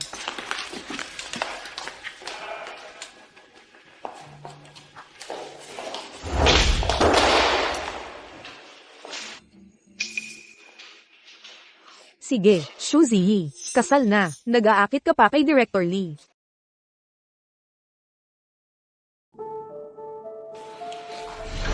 Paano? Sige, Shuzi, paano ka karapat-dapat? Gusto mong umakyat sa mayamang pamilya. Hinding-hindi kita hahayaan. Ginoong Lee, mula sa kumpanya ng binata, dumating si Miss Jiang. Ginoong Lee, pumunta po ako para makipag-usap sa inyo. Gusto ko pong sabihin sa inyo. Alam po ba ninyong may asawa na si Lee Zhang? Pumunta ka dito para sa akin? Para lang sabihin iyon? Ako, Ihatid ang bisita. Ginoong Lee, nag-asawa si Lee Zhang nang hindi ninyo alam. Bakit ninyo ito papabayaan? Ang kapal ng mukha? Ang pag-aasawa ni Yancy. Alam ko na noon pa. Pero ang balita ng pagkakasal ni Yancy, hindi lang inihayag sa publiko. Bilang empleyado niya, pumunta ka dito ng lihim para sabihin ito. Ang iyong ginawa ay pagtatraidor kay Yancy. Hindi. Para rin sa ikabubuti ni Lee Zhang. Ang asawa ni Lee Zhang ay ang katrabaho ko, si Shu Ziyi. Ang klase niyang tao. Paano siya karapat-dapat sa pamilya Lee? Sabi mo ang ikinasal kay Yancy ay si Xu Ji. Oo. Dunlao Lee, hindi niyo po alam. Si Shu Ziyi na taong ito, sa kumpanya namin, sobrang sama ng reputasyon niya. Hindi lang siya babaeng malandi, nangaakit ng mga lalaki kung saan-saan, at wala siyang kakayahan o talino. Alam lang man iron ng mga katrabaho. Dati sa kumpanya namin, may isang sobrang galing na empleyado, ay pinalayas niya. Sa tingin mo, ganyang tao, paano magiging karapat-dapat na asawa ni Don Lee? Ibigay mo sa akin ang numero niya. Sige.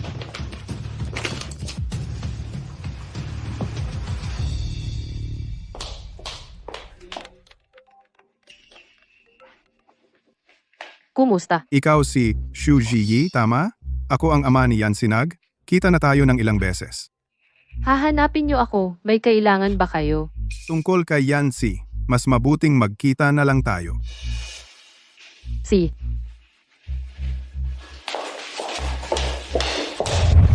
Pasok.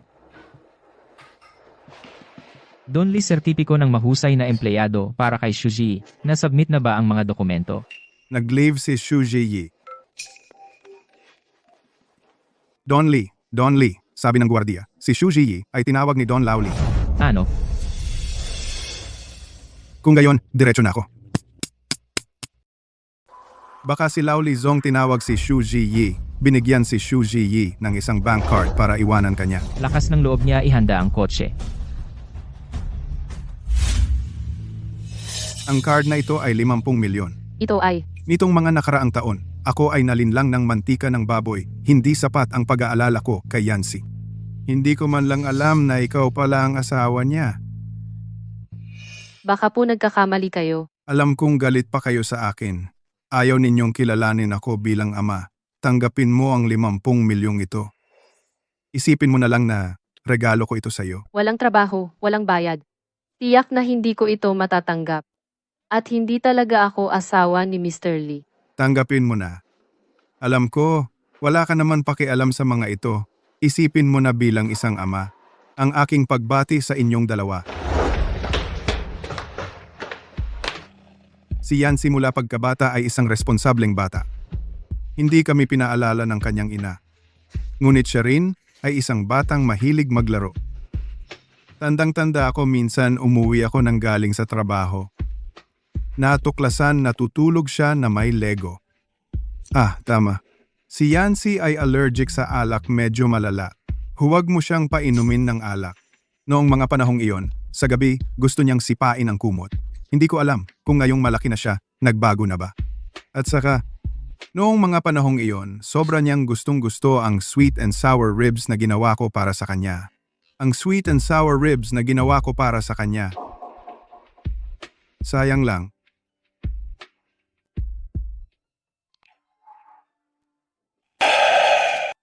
Ako ang may kasalanan kay Yancy.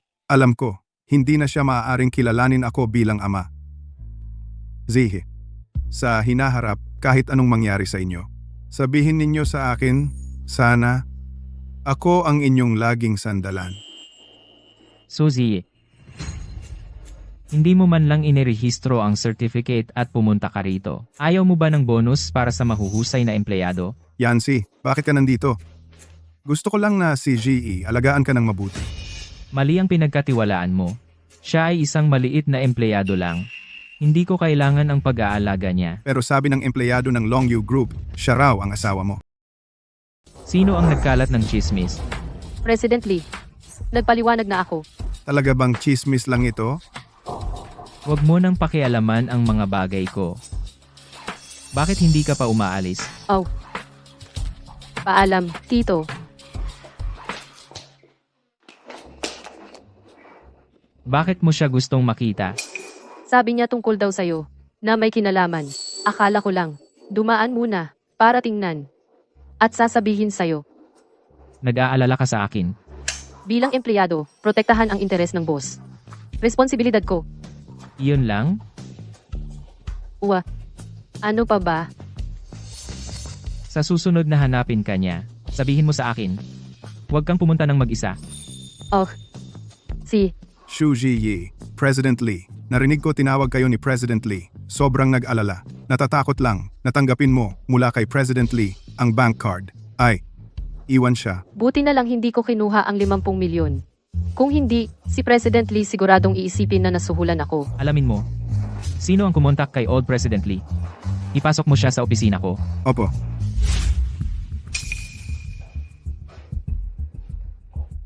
Ikaw nga, ang nagkalat ng chismis na si Shuji ay asawa ko at dinala mo pa kay Mr. Lee Sr. ang issue.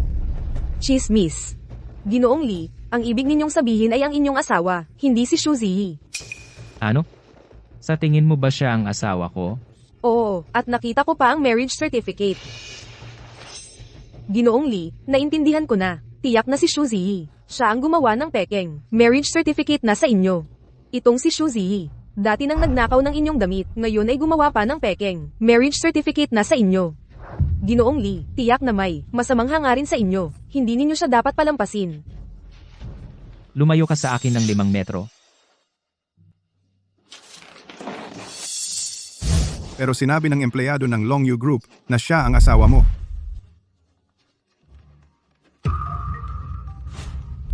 Ang inyong marriage certificate ay napalitan na. Dati ng maraming pagkakataon. Hindi kaya si Shuji siya nga talaga?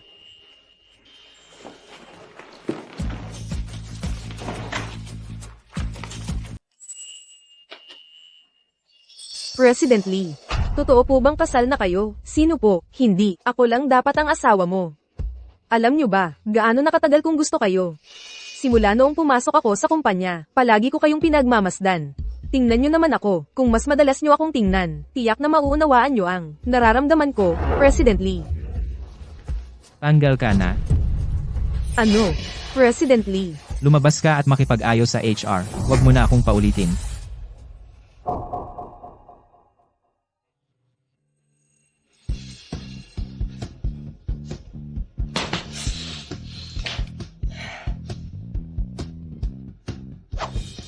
Teka. Baka hindi pa niya alam. Suzy, Bakit? Bakit ka biglang tumawag? Nakaset na ba ang date ng divorce natin? hindi pa. Kumustahin lang kita. Good night. Okay lang ba siya? Good night sa umaga. Assistonzo. President Lee, Sa makalawa, birthday ko.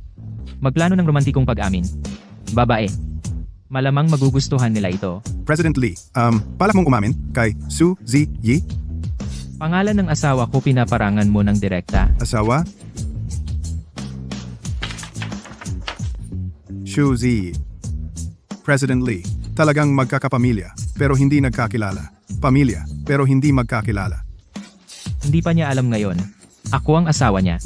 Balak ko sa kaarawan ko na ipakilala ang sarili ko sa kanya. President Lee, pero si Shu Zi Yi nitong mga nakaraang araw medyo cold sa'yo. Sigurado ka? Darating ba siya sa birthday party mo? Papuntahin mo siya sa opisina ko. Opo. President Lee, hinahanap niyo ako. May gagawin ako sa araw na iyon. Hindi na lang ako. Marami nang natulong si President Lee sa akin. Ni hindi man lang ipagdiwang ang kanyang kaarawan. Napaka-unfair naman.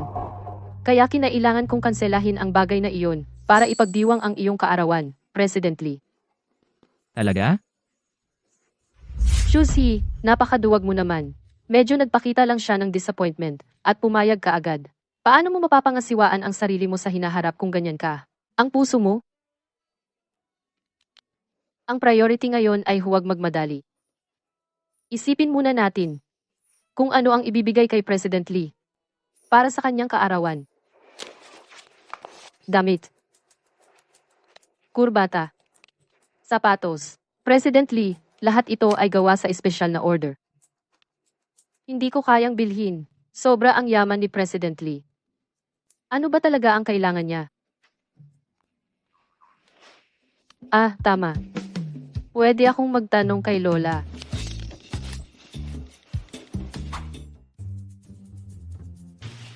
Lola, hindi ba ito ang tirahan ng matandang President Lee?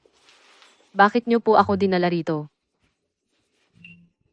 Ma, handa na ang mga sangkap. Yancy. Ang paborito niyang ulam. Iyon ay yung ginawa ng tatay niya, yung sweet and sour ribs. Ang iba. Hindi nila makuha yung lasa. Sa birthday party ni Yancy, kailangan mong matutong gawin ito. Para kay Yancy naman, maramdaman din ang iyong pagmamahal. Lola, nagkakamali po kayo. Para kay Mr. Lee, respeto lang bilang nakatataas. Sige, naiintindihan ko. Bilisan mo.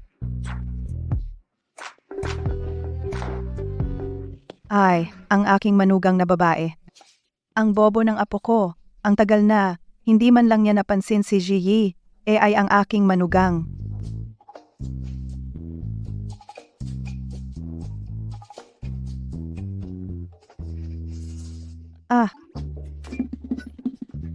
Natalsikan ng mantika si Lola. Itong sweet and sour ribs. Ang hirap naman gawin. Dati sa bahay, marunong lang akong gumawa ng simpleng ulam. Kung magsanay ka, matutunan mo rin. Kung hindi, mag-isip na lang ako ng ibang regalo. Ang laking sayang ng mga sangkap. Tito. Sa birthday ni Mr. Lee. pwede kayong personal na gawin itong ulam para sa kanya. Bahala na. Ayaw niya akong makita. Gawin ninyo ng palihim. Baka sa oras na iyon, si Mr. Lee matikman niya ang lasa ng tatay. Matouch siya ng sobra-sobra. Makikipagkita na siya sa inyo. Siya. Sa oras na iyon, magtatago ako sa kusina.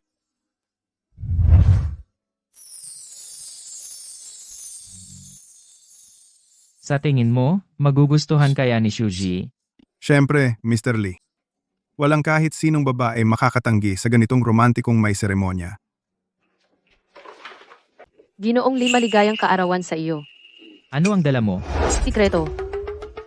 Ang dekorasyon na ito, baka naman si Ginoong Lee ay may isang munting prinsesa sa puso. Sabi ng tagaplano, 70% ng mga babae ay gusto ang ganitong estilo. Posible kayang si Shuji, ang 1% yon. Sige na, huwag na kayong tumayo diyan. Maupo na tayo. Jiyi, halika. Umupo ka sa tabi ni Lola. Umupo ka rin. Si Yanchi ay laging hindi gusto ng maraming tao. Ang kanyang kaarawan ay palaging sa opisina ginugugol. Salamat kay Jiyi. Kung hindi ako si Lola, hindi ko alam kailan pa makakain ng cake ni Yanchi. Ito. Anong kinalaman ko dyan? Lola, kung sasabihin mo pa paano ako magdeklara ng pag-ibig mamaya, Bakit kayo nagmamadali ng mga kabataan? Relax lang. Lahat dahil sa iyo, ikaw ang swerte ng aming pamilya.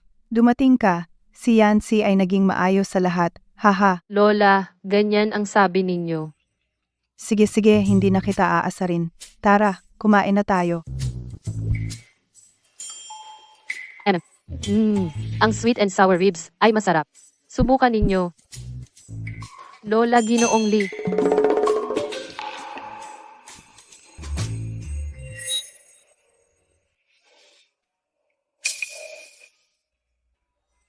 sino ang kusinero ngayon? Ano, hindi mo ba gusto ang lasa? Kung hindi, pauusin ko ang kusinero na gawing bago para sa iyo. Hindi na. Masarap naman. Salamat.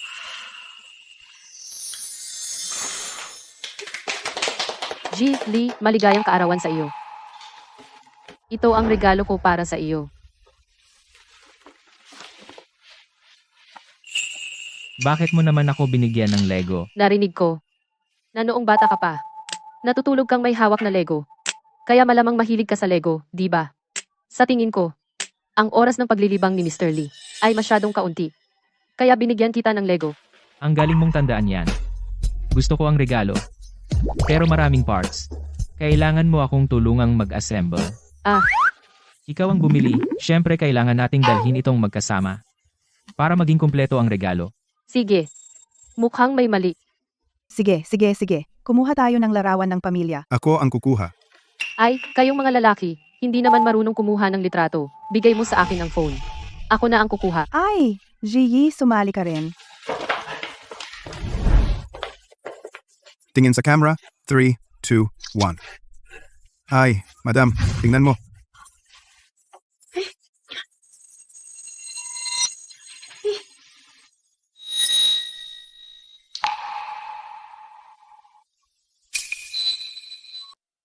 Naalala ko minsan, umuwi ako ng hating gabi matapos ang isang business dinner.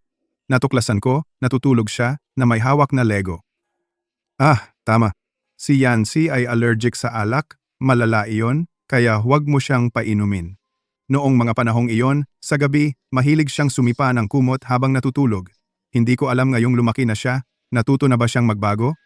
At saka, noong panahong iyon, mahal na mahal niya. Ang sarap ng sweet and sour ribs na ito. Tikman ninyo. Bahala na, hindi na babalik ang nakaraan, hayaan na lang. Residentially. Sa mukha ko, mayroon ba akong something? Wala. Presidente Lee, pwede nang maghanda. Lola, sumama ka sa akin sandali. Tulungan mo akong tumingin ng isang bagay. Oh, sige. Jiyi, mag-isa ka lang. Dito ka muna sandali.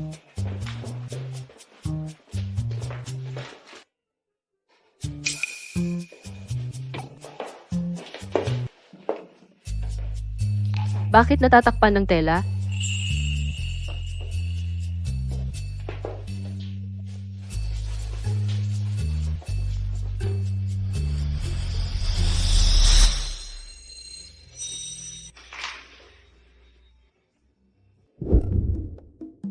Yancy, ikaw magsalita ka. Dapat malambot at may emosyon. Hindi pwedeng parang sa mga subordinates mo. Alam ko na, Lola. Handa na ang lighting team. Handa na ang camera team. Handa na ang atmosphere team. Presidente Lee, pwede nang pumasok.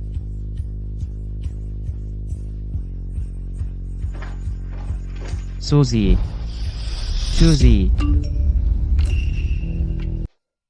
Magtatapat siya sa misis niya ng pagmamahal. Anong ginagawa ko rito? Alis na.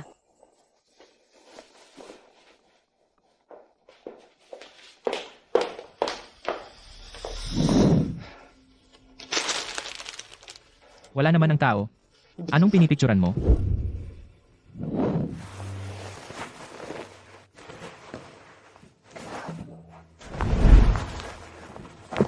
Nagtatapat siya sa asawa niya. Wala kang kinalaman diyan. Anong ikalulungkot mo? Huwag kang malungkot. Larawan. Kailangan bang i-edit? Ito ay pahiwatig na. Na dapat kong alisin ang sarili ko, di ba? Babae. Ayaw ng mga babae na ang original nilang larawan. Ay i-post sa social media. Siyempre ganon. Sapat na bang na-edit? Tiyak na ayaw niya sa akin. Hindi sapat ang galing ko sa pag-i-edit ng litrato. Gigi, gabi na. Uminom ka ng gatas at matulog na. Nanay, kung ako talagang medyo gusto ko si Amolie, sa tingin mo, dapat ba akong mag-resign? Amolie, malaki ang naitulong niya sa iyo. Hindi mo siya dapat abalahin, pero kung aalis ka ng ganito, wala ka namang nagawang maganda sa trabaho. Labis kang nakonsensya kay Amolie. Naiintindihan ko. Pagsisikap na walang kapalit. Sino ang gugustuhin gawin yan? Mag-ingat ka, baka maitalaga sa iyo. Ha ha ha. Kagawaran ng kawang-gawa, ano yun? Iyon ang charity organization ng Longyu. Nagbibigay ng init sa mga matatandang nag-iisa, nagbibigay ng mga libro sa mga bata sa bundok at iba pa, gumagawa ng dagdag na trabaho. Walang dagdag na sweldo. Sino ang gugustuhing pumunta? Naku naman. Bago ako mag-resign, tutulungan muna si Amolie gumawa ng bagay na may kabuluhan. Sige, pupunta na ako. Talaga? Hindi ba? Lahat ay umiiwas sa trabahong ito. Unang beses ko itong makita na may kusang nag-sign up. Dahil gusto niya itong gawin ang charity star ngayong taon, irehistro na natin siya. Opo. Gusto ko, sa kanyang pinakamaliwanag na sandali, yung low cut, wag. Noong huli mong isinuot yung low cut, may nakakita sa'yo. Yung sobrang haba, madali siyang matisod. Sir Lee, ito ay mga top designer sa buong mundo. Isang buwan ng maaga, nagsimula sila ng gown para kay Madam. Kung patuloy kayong masyadong mapili, pagdating ng charity gala, mawawalan ng gown si Madam. Ito na lang, mas magiging mainit siya kapag ito ang isinuot. Saka, hindi ba ito tunay na balahibo? Sa charity gala, masamang magsuot ng tunay na balahibo. Huwag hayaang mapag-usapan siya. Sir Lee, huwag kayong mag-alala. Yun ay faux-fur. Pero kung natatakot kayo, kung si Madam ay mapag-usapan ng iba, sa ngayon, mas mabuti kung hindi kayo personal na tutulong sa trabaho ni Madam. Kung hindi, malalaman ng iba, tiyak na sasabihin nila, sa inyo ang lahat ng credit. Tama kayo.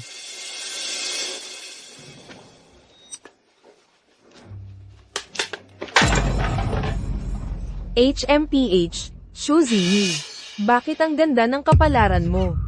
Bakit pinoprotektahan ka ni Sir Lee ng husto? Kasalanan mo, kasalanan mo.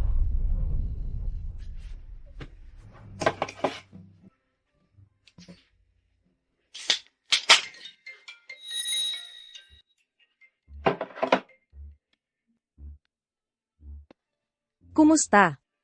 Miss Jiang, Sino yan? boses ko. Hindi mo ba nakilala? Ako ang pangalawang ginoo ng pamilya Lee. Second Master Lee. Bakit bigla mo akong tinawagan? Hindi ko lang kayang panoorin na si Lee Yancy ay nasa magandang kalagayan. Huwag mong sabihing, mahal mo pa si Lee Yancy. Siya at si Suzy, ang dahilan kung bakit ako naghirap. Imposibleng mahal ko pa siya. Gusto ko talaga na sila'y mapahiya gaya ko. Oo, sige. Ang mga bundok sa Timog Kanluran ay nangangailangan ng damit para sa mga batang babae. Oo, ang snow disaster sa Hilaga. Sulo, makapal na jacket, instant noodles. Sige, naitala ko na lahat. Susundan ang detalye. Ng oras ng tulong na materyales, mamaya ko kayong sasagutin. Pupunta muna ako sa banyo. Sige.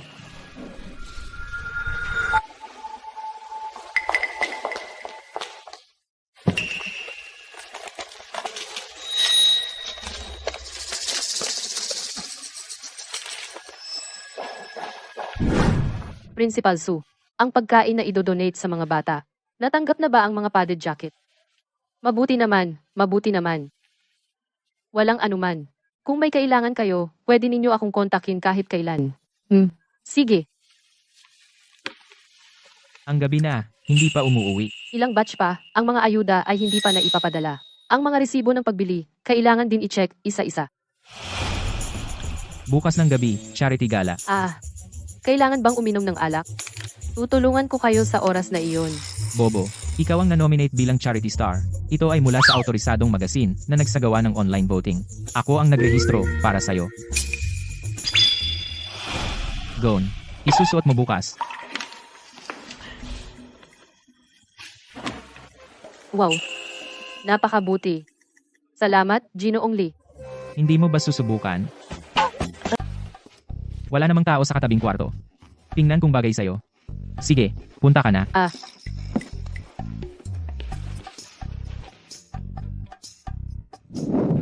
Bakit ang tagal mong magbihis? Lizong, kaka-enter pa lang niya. Mga 1 minuto pa lang siguro. Talaga? Parang 10 minuto na akong naghihintay.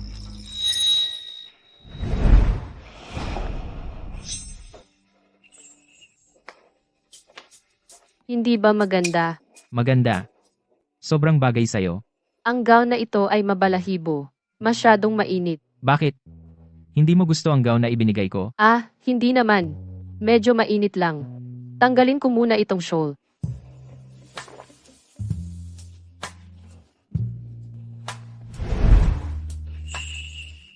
Isuot mo. Huwag mong tanggalin kung hindi ako pumayag. Pero mainit ako. Sa huling party, hindi mo ba alam kung bakit binigyan kita ng shawl? Kung gaano ka kaganda? Hindi mo alam? Lizong? Umuwi na muna kayo. Gabi na rin.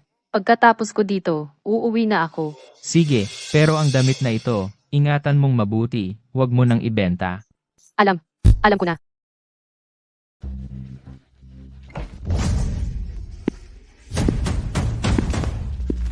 Ito ay ang online voting winner, ang pinakamataas na si Xu Ziyi. Siya ay hindi lang mabait pero napakaganda pa. Magandang gabi sa lahat. Ang charity gala ngayong gabi ay naglalayong kilalanin ang mga taong na nag-ambag ng mahusay na kontribusyon sa charity, mga individual at grupo. Kaya ngayon ipinapahayag ko ayon sa online voting, ang charity star ng taong ito ay Miss Xu Ziyi.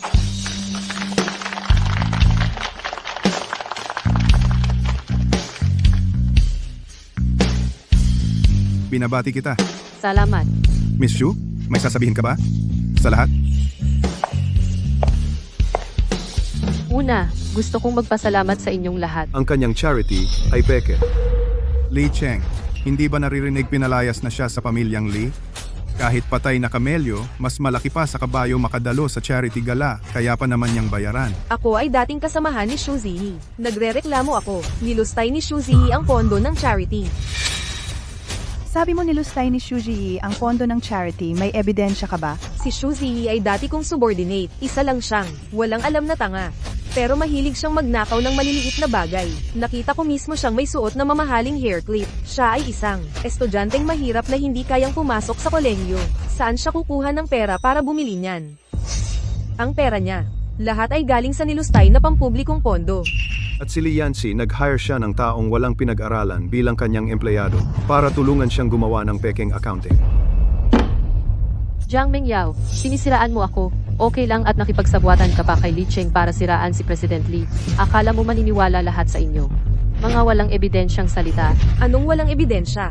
Xu Ziyi, kaya mo bang magpakita ng ebidensya na hindi mo nilustay ang pondo? Hindi naman. Hindi ka man lang makapaglabas ng resibo. Ilang araw na ang nakalipas na tuklasan ko na ninakaw ang aking mga resibo. Ang mga resibong iyon na request ko ng ipawalang bisa. Anong ipawalang bisa? Ganoon. Si Xu Ziyi talagang inosente. Ang mga resibong ito, baka, peke lang. Sa phone mo, hindi naman nakikita ng lahat. Makakapaglabas ka pa ba ng ibang ebidensya? Oo nga. Hindi naman tayo pwedeng pumunta sa donation site para mag-verify isa-isa. Mukhang parang may talagang daya. Sino ang nagsabing hindi pwedeng mag-verify? Mga kaibigan, Lumabas na kayo. Ako ay taga Dabashan Sujiakan Elementary School, Principal. Ang mga supply na ipinadala sa aming paaralan.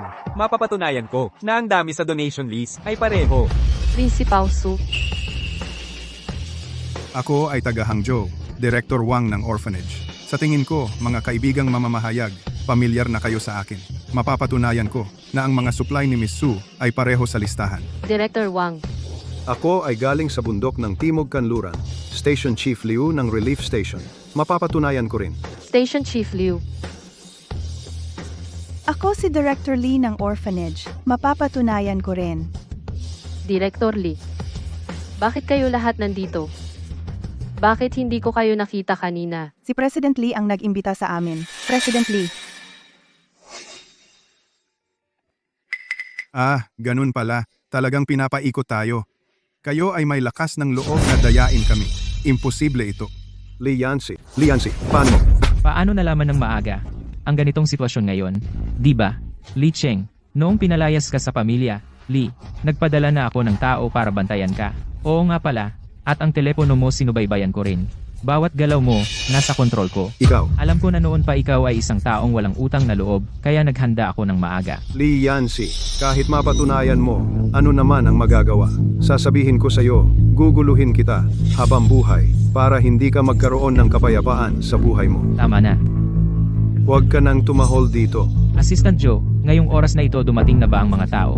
Li Cheng, Jiang Mengyao, nakatanggap kami ng report kayo ay sangkot sa pekeng dokumento, paninirang puri at pagpaparatang mangyaring sumama sa amin para sa investigasyon. Hindi, lahat ito ay hindi pagkakaunawaan.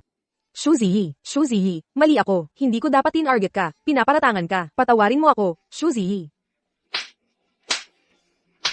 Kuya, lahat ay dahil sa babaeng ito. Siya ang nagudyok sa akin. Kung hindi ko gagawin ang mga bagay na iyon.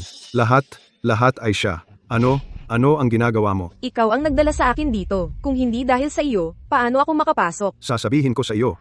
Hindi ako nananakit ng babae. Maingay ilabas siya. Dalhin siya. Huwag. Kuya, siya iyon. Hindi ako. Wag. Miss Shu, kanina mali ang aming pananaw sa iyo.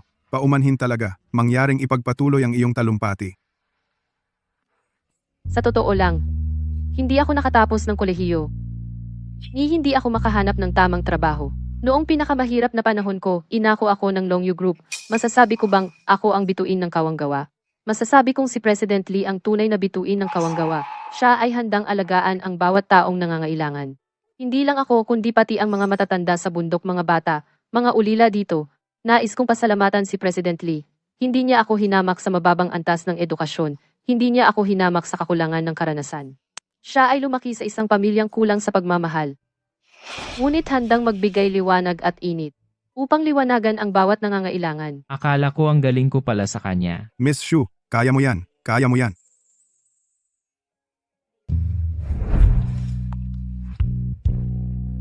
Suzy, sabi mo, napakabuti ko. Bakit ka magre-resign? Presidente Lee, may sasabihin pa tayo mamaya. Mamaya, gusto mo bang tumakas pagkatapos ng party? Sinasabi ko sa iyo, hindi ko bibigyan ng pagkakataon. Kulang ba ang sweldo ko sa iyo? O kulang ang bakasyon? Sabi mo, kaya kong ibigay lahat. Hindi naman. Eh bakit talaga? Dapat mong sabihin sa akin ngayon. Itong si Li Yancy, pinipilit ba niya ang empleyado na purihin siya? Kung hindi, bakit kanina sobrang-sobra ang papuri? Bigla na lang siyang nag-resign? Tama. Sabihin mo baka may PUA o harassment sa trabaho. Hindi. Ano bang sinasabi niyo? Hindi ganoon si Presidente Lee. Ako ang may kasalanan. May asawa ako. At gusto ko ang amo ko. Sumpain ako ng langit. Hindi ako mabuting tao. Bobo, ako ang asawa mo. Ako ang isang taon na ang nakalipas asawang hinanap mo sa pag-aasawa. Bobo ka, nakalimutan mo na ang itsura ko. Ikaw nga ang asawa ko. Pasensya na.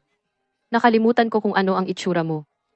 At hindi ko pa man lang nakita ang marriage certificate. Huwag mong sabihin sa kanya, nakalimutan ko rin.